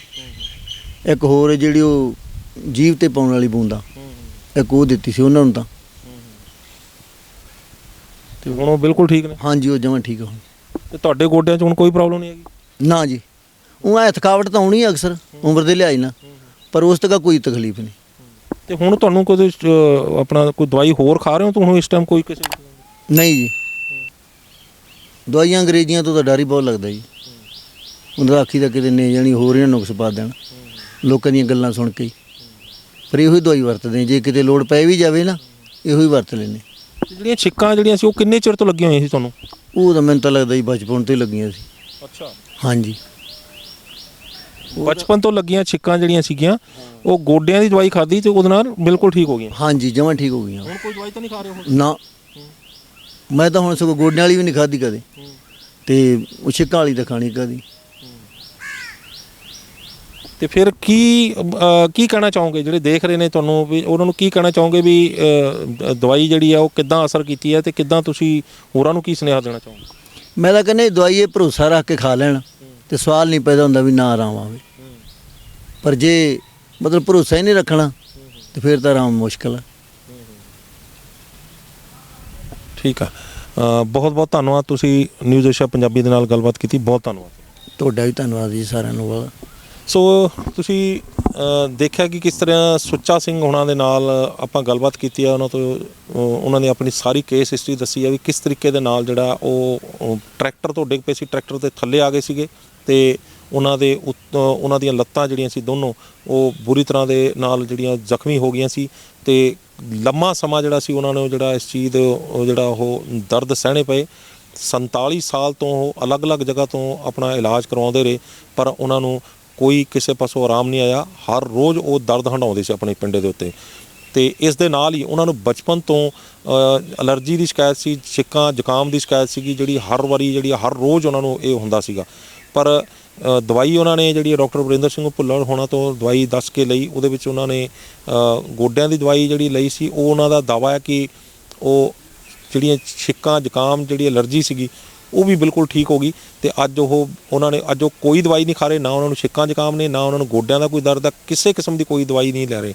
ਇਸ ਤੋਂ ਇਲਾਵਾ ਉਹਨਾਂ ਨੇ ਦੱਸਿਆ ਕਿ ਇਹਨਾਂ ਦੀ ਘਰਵਾਲੀ ਇਹਨਾਂ ਦੀ ਧਰਮ ਪਤਨੀ ਜਿਹੜੀ ਉਹਨਾਂ ਨੂੰ ਸ਼ੂਗਰ ਦੀ ਸ਼ਿਕਾਇਤ ਸੀ, ਇੱਕ ਪਾਸਾ ਸੌਂ ਗਿਆ ਸੀ ਉਹਨਾਂ ਦਾ, ਉਹਨਾਂ ਨੂੰ ਵੀ ਜਿਹੜੀ ਇਹਨਾਂ ਨੇ ਇੱਥੋਂ ਹੀ ਦਵਾਈ ਦਵਾਈ ਹੈ ਤੇ ਉਹ ਬਿਲਕੁਲ ਅੱਜ ਤੰਦਰੁਸਤ ਨੇ। ਬਿਲਕੁਲ ਉਹਨਾਂ ਨੂੰ ਕੋਈ ਕਿਸੇ ਕਿਸਮ ਦੀ ਜਿਹੜੀ ਉਹ ਕੋਈ ਪ੍ਰੋਬਲਮ ਨਹੀਂ। ਪਿੰਡ ਦੇ ਵਿੱਚੋਂ ਵੀ ਕੁਝ ਲੋਕ ਡਾਕਟਰ ਵਰਿੰਦਰ ਸਿੰਘ ਭੁੱਲਰ ਹੋਣਾ ਦੀ ਕੋਲੋਂ ਇਲਾਜ ਕਰਵਾ ਕੇ ਬਿਲਕੁਲ ਜਿਹੜੇ ਉਹ ਤੰਦਰੁਸਤ ਹੋ ਚੁੱਕੇ ਨੇ। ਸੋ ਇਹ ਸੀ ਇੱਕ ਕੇਸ ਹਿਸਟਰੀ। ਆਪਾਂ ਨਾਲ ਹੀ ਇਹਦੇ ਇੱਕ ਹੋਰ ਸਾਡੇ ਨਾਲ ਮਹਿਮਾਨ ਮੌਜੂਦ ਨੇ, ਆਪਾਂ ਉਹਨਾਂ ਨਾਲ ਗੱਲ ਕਰਦੇ ਹਾਂ। ਅੱਜ ਇੱਕ ਅਜਿਹੇ ਹੀ ਮਹਿਮਾਨ ਸਾਡੇ ਨਾਲ ਮੌਜੂਦ ਨੇ ਜਿਹੜੇ ਕਿੱਤੇ ਤੋਂ ਜੇਈ ਨੇ, ਸਰਕਾਰੀ ਨੌਕਰੀ ਲੱਗੇ ਹੋਏ ਨੇ, ਜੇਈ ਨੇ। ਇਹ PSPCL ਯਾਨੀ ਬਿਜਲੀ ਬੋਰਡ ਜਿਹੜਾ ਮਹਿਕਮਾ ਬਿਜਲੀ ਦਾ ਮਹਿਕਮਾ ਹੈ ਉਹਦੇ ਵਿੱਚ ਜੇਈ ਹੈਗੇ ਨੇ ਤੇ ਇਹਨਾਂ ਨੂੰ ਹਾਰਟ ਦਾ ਸਾਈਜ਼ ਜਿਹੜਾ ਇਹਨਾਂ ਦਾ ਦਿਲ ਦਾ ਸਾਈਜ਼ ਜਿਹੜਾ ਇਹਨਾਂ ਦਾ ਵੱਧ ਗਿਆ ਸੀ। ਉਹਦੇ ਕਰਕੇ ਇਹਨਾਂ ਨੂੰ ਜਿਹੜਾ ਜਾਗਦੇ ਹੋਏ ਵੀ ਇਹਨਾਂ ਦੇ ਘਰਾੜੇ ਨਿਕਲਿਆ ਕਰਦੇ ਸੀ, ਇਹਨਾਂ ਨੂੰ ਸਾਹ ਚੜਿਆ ਕਰਦਾ ਸੀ, ਬਲੱਡ ਪ੍ਰੈਸ਼ਰ ਇਹਨਾਂ ਦਾ ਵਧਿਆ ਰਹਿੰਦਾ ਸੀਗਾ, ਗੱਲ 'ਤੇ ਇਹਨਾਂ ਨੂੰ ਗੁੱਸਾ ਆ ਜਾਂਦਾ ਸੀ। ਈਵਨ ਦਨ ਕਿ ਆਪਣੇ ਦਫ਼ਤਰ ਦੇ ਵਿੱਚ ਆਪਣੇ ਜਿਹੜੇ ਕਸਟਮਰਸ ਹੁੰਦੇ ਸੀ ਉਹਨਾਂ ਨਾਲ ਵੀ ਇਹਨਾਂ ਦਾ ਬਹੁਤ ਵਾਰ ਝਗੜਾ ਹੋਇਆ ਕਰਦਾ ਸੀਗਾ। ਪਿੱਛੇ ਦਾ ਕਾਰਨ ਜਿਹੜਾ ਸੀ ਉਹਨਾਂ ਦੇ ਸਰੀਰ ਦੇ ਵਿੱਚ ਆਈ ਜਿਹੜੀ ਬਦਲਾਅ, ਸਰੀਰ ਦੇ ਵਿੱਚ ਆਈ ਜਿਹੜੀ ਬਿਮਾਰੀ ਸੀ ਉਹਦੀ ਇਹ ਇਲਾਜ ਤਾਂ ਲੰਬੇ ਸਮੇਂ ਤੋਂ ਕਰਾਉਂਦੇ ਰਹੇ ਲੇਕਿਨ ਇਹਨਾਂ ਨੂੰ ਕੋਈ ਫਰਕ ਨਹੀਂ ਪੈ ਰਿਹਾ ਸੀ। ਕਿਵੇਂ ਫਰਕ ਪਿਆ, ਫਿਰ ਕਿਵੇਂ ਠੀਕ ਹੋਏ, ਅੱਜ ਕਿਵੇਂ ਸਾਡੇ ਨਾਲ ਤਜਰਬਾ ਕਰਨ ਲਈ ਸਾਹਮਣੇ ਬੈਠੇ ਨੇ, ਆਪਾਂ ਇਹਨਾਂ ਦੇ ਮੂੰਹੋਂ ਸੁਣਦੇ। ਸਤਿ ਸ਼੍ਰੀ ਅਕਾਲ ਜੀ, ਕੀ ਨਾਮ ਹੈ ਜੀ ਤੁਹਾਡਾ? ਮੇਰਾ ਨਾਮ ਬਲਵਿੰਦਰ ਦਾਸ ਜੇਈ, ਕਿੱਤੇ ਵਜੋਂ PSPCL ਦੇ ਵਿੱਚ ਮੈਂ ਜੇਈ ਵਜੋਂ ਕੰਮ ਕਰ ਰਿਹਾ। ਤੇ ਤੁਹਾਡਾ ਕੀ ਨਾਮ ਹੈ ਜੀ ਤੇ ਕੀ ਰਿਸ਼ਤਾ ਤੁਹਾਡਾ? ਮੇਰਾ ਨਾਮ ਕੁਲਦੀਪ ਕੌਰ ਹੈ ਜੀ, ਹਸਬੈਂਡ ਨੇ ਮੇਰੇ। ਜੇਈ ਸਾਹਿਬ ਤੁਸੀਂ ਇਹ ਦੱਸੋ ਕਿ ਪਹਿਲਾਂ ਤੁਸੀਂ ਆਪਣੀ ਕੇਸ ਹਿਸਟਰੀ ਦੱਸੋ ਵੀ ਕੀ ਹੋਇਆ ਸੀ ਤੁਹਾਨੂੰ ਤੇ ਕਦੋਂ ਤੋਂ ਇਹ ਅਲਾਮਤ ਤੁਹਾਡੇ ਅੰਦਰ? ਇਹ ਅਲਾਮਤ ਆ ਜੀ ਪਿਛਲੇ ਕਾਫੀ ਲੰਬੇ ਸਮੇਂ ਤੋਂ ਚੱਲ ਰਹੀ ਸੀਗੀ। ਜਿਹੜਾ ਮੇਰਾ BP ਹੈਗਾ ਬਹੁਤ ਜ਼ਿਆਦਾ ਵੱਧ ਜਾਂਦਾ ਸੀਗਾ ਤਾਂ ਡਾਕਟਰਾਂ ਤੋਂ ਦਵਾਈ ਲੈਂਦੇ ਰਹੇ, ਪਰ ਕੋਈ ਬਹੁਤਾ ਫਰਕ ਨਹੀਂ ਪਿਆ ਹੈਗਾ। ਦਵਾਈ ਲੈਂਦੇ ਰਹਿਣਾ ਕਹਿੰਦਾ ਥੋੜ੍ਹਾ ਬਹੁਤਾ ਫਰਕ ਪੈ ਜਾਣਾ, ਦਵਾਈ ਲੈਂਦੇ ਰਹਿਣਾ ਥੋੜ੍ਹਾ ਬਹੁਤਾ ਫਰਕ ਪੈ ਜਾਣਾ, ਪਰ ਕੋਈ ਲੰਬਾ ਸਮਾਂ ਇਹ ਨਹੀਂ ਆ ਵੀ ਆਪਾਂ ਦਵਾਈ ਛੱਡ ਸਕਦੇ ਸੀਗੇ। ਲੰਬਾ ਸਮਾਂ ਹੀ ਚੱਲਦਾ ਰਿਹਾ। ਆਪਣੇ ਆਪ ਦੇ ਵਿੱਚ ਕਈ ਵਾਰੀ ਗੁੱਸਾ ਆ ਜਾਣਾ, ਕਈ ਵਾਰੀ ਕਿਸੇ ਨੂੰ ਕੁਝ ਬੋਲ ਵੀ ਦੇਣਾ, ਤਾਂ ਆਪਣੇ ਆਪ ਨੂੰ ਮਹਿਸੂਸ ਤਾਂ ਬਾਅਦ ਦੇ ਵਿੱਚ ਜ਼ਰੂਰ ਹੁੰਦਾ ਸੀਗਾ ਵੀ ਕੁਛ ਨਾ ਕਿਸੇ ਨੂੰ ਕੁਛ ਕਹਿ ਗਏ, ਪਰ ਔਖਾ ਬੜਾ ਸੀਗਾ ਜੀ। ਕਿਹਨਾਂ ਜਿਹੜਾ ਅਫਸਰਾਂ ਨਾਲ ਵੀ ਲੜ ਪਏ? ਹੋ ਜਾਂਦਾ ਸੀਗਾ ਜੀ, ਕਈ ਵਾਰੀ ਕਿਹਨਾਂ ਦਾ ਆਮ ਹੀ ਹੋ ਜਾਂਦਾ ਸੀਗਾ ਜੀ। ਕੋਈ ਜਾਣਬੁੱਝ ਕੇ ਨੇ ਕਿਹਨਾਂ ਦਾ ਵੈਸੇ ਹੀ ਹੋ ਜਾਂਦਾ ਸੀਗਾ। ਜਦੋਂ ਬੰਦੇ ਦੇ ਕੋਈ ਸਰੀਰ ਦੇ ਵਿੱਚ ਕੋਈ ਇਫੈਕਟ ਹੁੰਦਾ ਜਾਂ BP ਵੱਧ ਜਾਣਾ ਤਾਂ ਆਮ ਹੀ ਹੋ ਜਾਂਦੀ ਸੀ ਗੱਲ। ਤਾਂ ਜਿਹੜਾ ਦਫ਼ਤਰ ਦੇ ਵਿੱਚ ਮਸ਼ਹੂਰ ਹੋ ਗਿਆ ਨਾ ਵੀ ਬੜਾ ਲੜਾਕਾ ਬੰਦਾ ਹੈ, ਕਹਿ ਦਿੰਦੇ ਸੀਗੇ ਜੀ, ਹਜੇ ਵੀ ਕਹਿ ਦਿੰਦੇ ਹੈਗੇ ਆ, ਆਖਦੇ ਇਹਦੀ ਭਾਸ਼ਾ ਇੱਦਾਂ ਦੀ ਹੈਗੀ ਆ, ਇੱਦਾਂ ਦੀ ਹੈਗੀ ਆ, ਪਰ ਪਿੱਛੇ ਦਾ ਕਾਰਨ ਜਿਹੜਾ ਸੀ ਬਿਮਾਰੀ ਹੋਇਆ। ਹਾਂਜੀ, ਪਿੱਛੇ ਦਾ ਕਾਰਨ ਜਿਹੜਾ ਸੀਗਾ ਸਾਰੀ ਬਿਮਾਰੀ। ਅੱਛਾ, ਤੇ ਇਹ ਦੱਸੋ ਕਿ ਜਦੋਂ ਤੁਹਾਨੂੰ ਇਹ ਬਿਮਾਰੀ ਕਦੋਂ ਤੁਹਾਨੂੰ ਮਹਿਸੂਸ ਹੋਣਾ ਸ਼ੁਰੂ ਹੋਇਆ ਵੀ ਤੁਹਾਡੇ ਅੰਦਰ ਇਹ ਬਿਮਾਰੀ ਹੈਗੀ ਹੈ, ਤੇ ਸਰੀਰ ਦੇ ਅੰਦਰ ਕਿਸ ਤਰ੍ਹਾਂ ਦੇ ਬਦਲਾਅ ਆਏ ਸੀ? ਬਦਲਾਅ ਕੀ ਹੈ ਜੀ, ਬਿਮਾਰੀ ਕਦੋਂ ਤੋਂ ਹੋਈ? ਬਿਮਾਰੀ ਮਗਰਲੇ 8-7 ਸਾਲਾਂ ਤੋਂ ਸੀਗੀ ਜੀ। ਤਾਂ ਉਹਦੇ ਨਾਲ ਜਿਹੜਾ ਹੈਗਾ ਮੇਰਾ ਜਿਹੜਾ ਸਾਹ ਚੜ੍ਹਨਾ, ਤੁਰਨਾ, ਲੱਤਾਂ ਬਾਹਾਂ ਫੁੱਲ ਜਾਣੀਆਂ, ਜਾਂ ਹੁਣ ਗਰਮੀ ਦੇ ਵਿੱਚ ਇੱਦਾਂ ਲੱਗਣਾ ਵੀ ਹੁਣ ਵੀ ਗੇੜਾ ਜਿਹਾ ਖਾ ਕੇ ਡਿੱਗੇ, ਅਟੈਕ ਹੋਇਆ, ਹੁਣ ਵੀ ਘਬਰਾਹਟ ਹੋਣੀ, ਤੇ ਚਿਹਰਾ ਲਾਲ ਹੋ ਜਾਣਾ। ਇੱਦਾਂ ਦੀਆਂ ਕਿਹੜੀਆਂ ਜਿਹੜੀਆਂ ਸੀਗੀਆਂ ਲੱਛਣ ਸੀਗੇ ਜਿਹੜੇ ਆਉਂਦੇ ਰਹਿੰਦੇ ਸੀ ਸਾਹਮਣੇ। ਲੱਛਣ ਤਾਂ ਆ ਗਏ, ਪਰ ਪਤਾ ਕਿਵੇਂ ਲੱਗਿਆ ਵੀ ਤੁਹਾਨੂੰ ਤੁਹਾਡਾ ਹਾਰਟ ਦਾ ਸਾਈਜ਼ ਵਧਿਆ, ਹਾਰਟ 'ਚ ਪ੍ਰੋਬਲਮ ਹੈ? ਉਹ ਦੇਖੋ, ਜਦੋਂ ਕਿਸੇ ਡਾਕਟਰ ਕੋਲੇ ਆਪਾਂ ਦਵਾਈ ਲੈਣ ਜਾਂਦੇ ਹਾਂ ਤਾਂ ਉਹਨਾਂ ਨੇ ਆਪਣੇ ਕਿਹੜਾ ਟੈਸਟ ਕਰਾਓ ਜੀ, ਇਹ ਕਰਾਓ ਜੀ, ਉਹ ਕਰਾਓ ਜੀ, ਉਹਨਾਂ ਨੇ ਇਹੀ ਕਹਿਣਾ ਹੈਗਾ ਵੀ ਤੁਹਾਡੇ ਜਿਹੜਾ ਹਾਰਟ ਦਾ ਸਾਈਜ਼ ਹੈਗਾ ਇਹ ਵੱਧਦਾ ਹੈਗਾ। ਤੇ ਫਿਰ ਕੋਈ ਦਵਾਈ ਕਿੱਦਾਂ ਦੀ ਦਵਾਈਆਂ ਲਈਆਂ, ਐਕਸ-ਰੇ ਕਰਾਏ, ਤੁਹਾਨੂੰ ਸਕੈਨ ਕਰਵਾਇਆ, ਤੁਹਾਨੂੰ ਜਿਹੜੇ ਟੀਕੇ ਲਾਏ, ਦਾਖਲ ਹੋਣਾ ਪਿਆ, ਕੀ ਕਰਨਾ ਪਿਆ, ਤੁਹਾਨੂੰ ਕਿੱਦਾਂ ਇਲਾਜ ਕਰਵਾਇਆ? ਦੇਖੋ ਜੀ, ਇਹ ਜਿਹੜੇ ਸੀਗੇ ਜੋ ਵੀ ਡਾਕਟਰ ਕੋਲੇ ਜਾਣਾ ਉਹਨੇ ਕੁਝ ਹੋਰ ਦੱਸਣਾ, ਦੂਸਰੇ ਕੋਲੇ ਜਾਣਾ ਉਹਨੇ ਕੁਝ ਹੋਰ ਦੱਸਣਾ, ਤਾਂ ਅਸੀਂ ਸੀ ਜਿਹੜਾ ਮੌਕੇ ਮੁਤਾਬਕ ਜੋ ਵੀ ਟ੍ਰੀਟਮੈਂਟ ਡਾਕਟਰ ਕਹਿੰਦੇ ਸੀ ਵੀ ਇੱਥੋਂ ਕਰਾ ਲਓ ਟੈਸਟ, ਉੱਥੋਂ ਕਰਾ ਲਓ ਟੈਸਟ, ਤੇ ਉਹ ਕਰਾਉਂਦੇ ਰਹੇ। ਅੱਛਾ, ਕੁਲਦੀਪ ਕੌਰ ਜੀ, ਤੁਸੀਂ ਇਹ ਦੱਸੋ ਕਿ ਸਰਦਾਰ ਸਾਹਿਬ ਤਾਂ ਜਿਹੜੇ ਸੀਗੇ ਉਹਨਾਂ ਨੇ ਆਪਣੀ ਹਾਲਤ ਦੱਸ ਦਿੱਤੀ ਕਿ ਮੈਨੂੰ ਇੱਦਾਂ ਹੋਇਆ, ਕਿ ਜਦੋਂ ਜਦੋਂ ਗੁੱਸਾ ਜਾਂ ਸਰੀਰ ਦੇ ਵਿੱਚ ਕੋਈ ਬਦਲਾਅ ਆਉਂਦਾ ਪਤੀ ਦੇ ਵਿੱਚ, ਤਾਂ ਉਹਦਾ ਸਭ ਤੋਂ ਜ਼ਿਆਦਾ ਵੱਧ ਜਿਹੜੀ ਸ਼ਿਕਾਰ ਹੁੰਦੀ ਹੈ ਉਹ ਪਤਨੀ ਹੋ ਜਾਂਦੀ ਹੈ। ਬਹੁਤ ਵਾਰੀ ਜਿਹੜੀ ਹੈ ਜ਼ਿਆਦਾਤਰ ਦੇਖਣ ਨੂੰ ਮਿਲਦਾ। ਤੁਹਾਡਾ ਤਜਰਬਾ ਇੱਦਾਂ ਦਾ ਕਿੱਦਾਂ? ਸਰ, ਇਹਨਾਂ ਨੂੰ ਜਦੋਂ ਪ੍ਰੋਬਲਮ ਆਉਂਦੀ ਸੀ ਨਾ, ਇਹ ਘਰੇ ਵੀ ਹੁਣ ਬੱਚਿਆਂ ਨੇ ਤਾਂ ਚੌੜ ਕਰਨੀ ਹੈ ਜਾਂ ਖੇਡਣਾ ਹੀ, ਉਹਨਾਂ ਨੂੰ ਵੀ ਭੱਜ ਕੇ ਪੈਂਦੇ ਸੀ। ਫਿਰ ਮੈਨੂੰ ਵੀ ਐਂ ਗੁੱਸਾ ਚੜ੍ਹਦਾ ਸੀ ਵੀ ਬੱਚਿਆਂ ਨੇ ਤਾਂ ਖੇਡਣਾ ਹੀ ਆ, ਵੀ ਤੁਸੀਂ ਉਹਨਾਂ ਨੂੰ 2 ਮਿੰਟ, ਰਾਤ ਨੂੰ ਹੀ ਹੁੰਦਾ ਘੰਟਾ ਘੜੀ, ਵੀ ਜਿਹੜਾ ਬੱਚਿਆਂ ਕੋਲ ਹੋਣਾ, ਉਹਨਾਂ ਨੂੰ ਜੇ ਤੁਸੀਂ ਪਿਆਰ ਨਾਲ ਬੁਲਾਓਗੇ ਨਾ, ਬੱਚੇ ਡਰਨ ਲੱਗ ਪਏ ਸੀ, ਇਹਨਾਂ ਕੋਲੇ ਨਹੀਂ ਆਉਂਦੇ ਸੀ ਜਦੋਂ ਆ ਜਾਂਦੇ ਸੀਗੇ। ਕਿੰਨੇ ਬੱਚੇ ਨੇ, ਕਿੰਨੀ ਉਮਰ ਦੇ ਨੇ? 2 ਬੱਚੇ ਨੇ ਜੀ, ਇੱਕ ਬੇਟਾ ਇੱਕ ਬੇਟੀ। ਬੇਟਾ ਹੈਗਾ 19 ਸਾਲ ਦਾ, ਬੇਟੀ 17 ਸਾਲ ਦੀ ਹੈ। ਤੇ ਦੋਨੇ ਇਹਨਾਂ ਤੋਂ ਨਾ ਡਰਨ ਲੱਗ ਪਏ ਸੀ, ਕਿਉਂਕਿ ਵੀ ਜਦੋਂ ਝੜਕਦੇ ਸੀਗੇ ਉਹਨਾਂ ਨੂੰ ਇਹ ਹੁੰਦਾ ਸੀ ਵੀ ਡੈਡੀ ਆ ਗਏ, ਹੁਣ ਅਸੀਂ ਸ਼ਾਂਤ ਹੋ ਜਾਣਾ। ਬਿਲਕੁਲ ਨਹੀਂ ਸੀ ਰੌਲਾ ਪਾਉਂਦੇ ਜਦੋਂ ਆ ਜਾਂਦੇ ਸੀ। ਯਾਨੀ ਕਿ ਘਰੇ ਅੰਦਰ ਵੜਦੇ ਸਾਰੇ ਕਹਿੰਦੇ ਸੀ ਡੈਡੀ ਆ ਗਏ, ਤੇ ਦਫ਼ਤਰ 'ਚ ਵੜਦੇ ਸਾਰ ਕਹਿੰਦੇ ਸੀ ਜਈ ਸਾਹਿਬ ਆ ਗਏ। ਹਾਂਜੀ ਸਰ, ਇਦਾਂ ਹੀ ਹੁੰਦਾ ਸੀ ਸਰ। ਫਿਰ ਜਿਵੇਂ ਡਾਕਟਰਾਂ ਨੇ ਦੱਸਿਆ ਸੀ, ਇਹਨਾਂ ਨੂੰ ਚੈੱਕਅਪ ਕਰਵਾਉਂਦੇ ਰਹੇ, ਐਕਸ-ਰੇ ਕਰਵਾਇਆ, ਉਹਨਾਂ ਨੇ ਦੱਸਿਆ ਵੀ ਤੁਹਾਡੇ ਇਹਨਾਂ ਦੇ ਹਾਰਟ ਦਾ ਸਾਈਜ਼ ਵੱਡਾ ਹੋਇਆ ਤੇ ਉਹਦੇ ਕਰਕੇ ਹੋ ਰਿਹਾ। ਫਿਰ ਸਾਨੂੰ ਉਹ ਵੀ ਥੋੜੇ ਟਾਈਮ ਬਾਅਦ ਵੀ ਸਾਨੂੰ ਐਂ ਲੱਗਾ ਵੀ ਸ਼ਾਇਦ ਇਹਦੇ ਕਰਕੇ ਨਹੀਂ ਹੋਊਗਾ, ਅਸੀਂ ਹੋਰ ਨੂੰ ਚੈੱਕ ਕਰਵਾਇਆ। ਫਿਰ ਅਸੀਂ ਸਰ, ਇਹਨਾਂ ਨੂੰ ਨੀਂਦ ਬਹੁਤ ਹੋ ਜਾਂਦੀ ਸੀ, ਜਿਵੇਂ ਡਰਾਈਵ ਕਰਦੇ ਹੀ ਸੌਂ ਜਾਂਦੇ ਸੀਗੇ। ਗੱਡੀ ਚਲਾਉਂਦੇ, ਇੱਕ ਵਾਰੀ ਮੋਟਰਸਾਈਕਲ ਚਲਾਉਂਦੇ ਵੀ ਸੌਂ ਜਾਂਦੇ ਸੀ। ਗੱਡੀ ਚਲਾਉਂਦੇ ਅਸੀਂ ਦੋਨੋਂ ਸੀ, ਇੱਕ ਵਾਰ ਤਾਂ ਗੱਡੀ ਇਸ ਤਰ੍ਹਾਂ ਕਰਕੇ ਅੱਗੇ ਜਾ ਕੇ ਲੱਗ ਜਾਣੀ ਸੀ, ਮੈਂ ਦੇਖਿਆ ਵੀ ਸੁੱਤੇ ਪਏ ਆ, ਜਲਦੀ ਇਹਨਾਂ ਨੂੰ ਰੋਕਿਆ, ਫਿਰ ਇੱਕੋ ਦਮ ਇਹਨਾਂ ਨੇ ਬ੍ਰੇਕ ਮਾਰੀ। ਇਹ ਡਰਾਈਵ ਕਰਦੇ ਵੀ ਸੌਂ ਜਾਂਦੇ ਸੀ। ਫਿਰ ਅਸੀਂ ਸੋਚਿਆ ਵੀ ਸਿਰ 'ਚ ਕੋਈ ਪ੍ਰੋਬਲਮ ਨਾ ਹੋਵੇ ਵੀ ਮਾਈਂਡ ਦਾ ਕਰਕੇ, ਫਿਰ ਇਹਨਾਂ ਦੀ CT ਸਕੈਨ ਕਰਵਾਈ, ਉਹਦੇ 'ਚ ਕੁਛ ਨਹੀਂ ਆਇਆ। ਫਿਰ ਵੀ ਅਸੀਂ ਕਾਫੀ ਯਾਨੀ ਕਿ ਜੱਦੋ-ਜਹਿਦ ਨਾਲ ਬਹੁਤ ਜ਼ਿਆਦਾ, ਵੀ ਕੋਈ ਡਾਕਟਰ ਨਹੀਂ ਛੱਡਿਆ ਅਸੀਂ ਆਪਦੇ ਆਪ 'ਚ। ਜਦੋਂ ਡਾਕਟਰਾਂ ਕੋਲ ਜਾਂਦੇ ਸੀ ਤੇ ਕਿੰਨੀ ਦੇਰ ਬਾਅਦ ਉਹਨਾਂ ਦਾ ਭਰੋਸਾ ਟੁੱਟ ਜਾਂਦਾ ਸੀ ਵੀ ਇਹ ਨਹੀਂ ਕੰਮ ਦਾ, ਹੁਣ ਹੋਰ ਚੱਲੀਏ ਕਿਤੇ? ਸਰ, ਜਦੋਂ ਵੀ ਭਰੋਸਾ ਤਾਂ ਸਾਨੂੰ ਤਕਰੀਬਨ ਇਹ ਹੁੰਦਾ ਸੀ ਵੀ ਐਲੋਪੈਥੀ ਨਾਲ, ਜਿਵੇਂ ਆਪਾਂ ਸਿਰ ਦਰਦ ਦੀ ਗੋਲੀ ਲੈਂਦੇ ਵੀ ਜਲਦੀ ਫਰਕ ਪੈਣਾ ਚਾਹੀਦਾ, ਪਰ ਇਹਨਾਂ ਨੂੰ ਫਰਕ ਨਹੀਂ ਸੀ ਪੈਂਦਾ। ਥੋੜਾ ਟਾਈਮ ਕਿ 3-4 ਦਿਨਾਂ ਬਾਅਦ ਥੋੜਾ ਜਿਹਾ ਫਰਕ ਪੈ ਕੇ ਮੁੜ ਕੇ ਥੋੜੇ ਦਿਨਾਂ ਬਾਅਦ ਉਹੀ ਕੰਡੀਸ਼ਨ ਫੇਰ ਚੱਲਦੀ ਸੀ, ਇਹਨਾਂ ਨੂੰ ਫਰਕ ਨਹੀਂ ਸੀ ਪਿਆ। ਤੇ ਰੁਪਈਏ ਕਿੰਨੇ ਕੁ ਲਾਤੇ ਸੀ?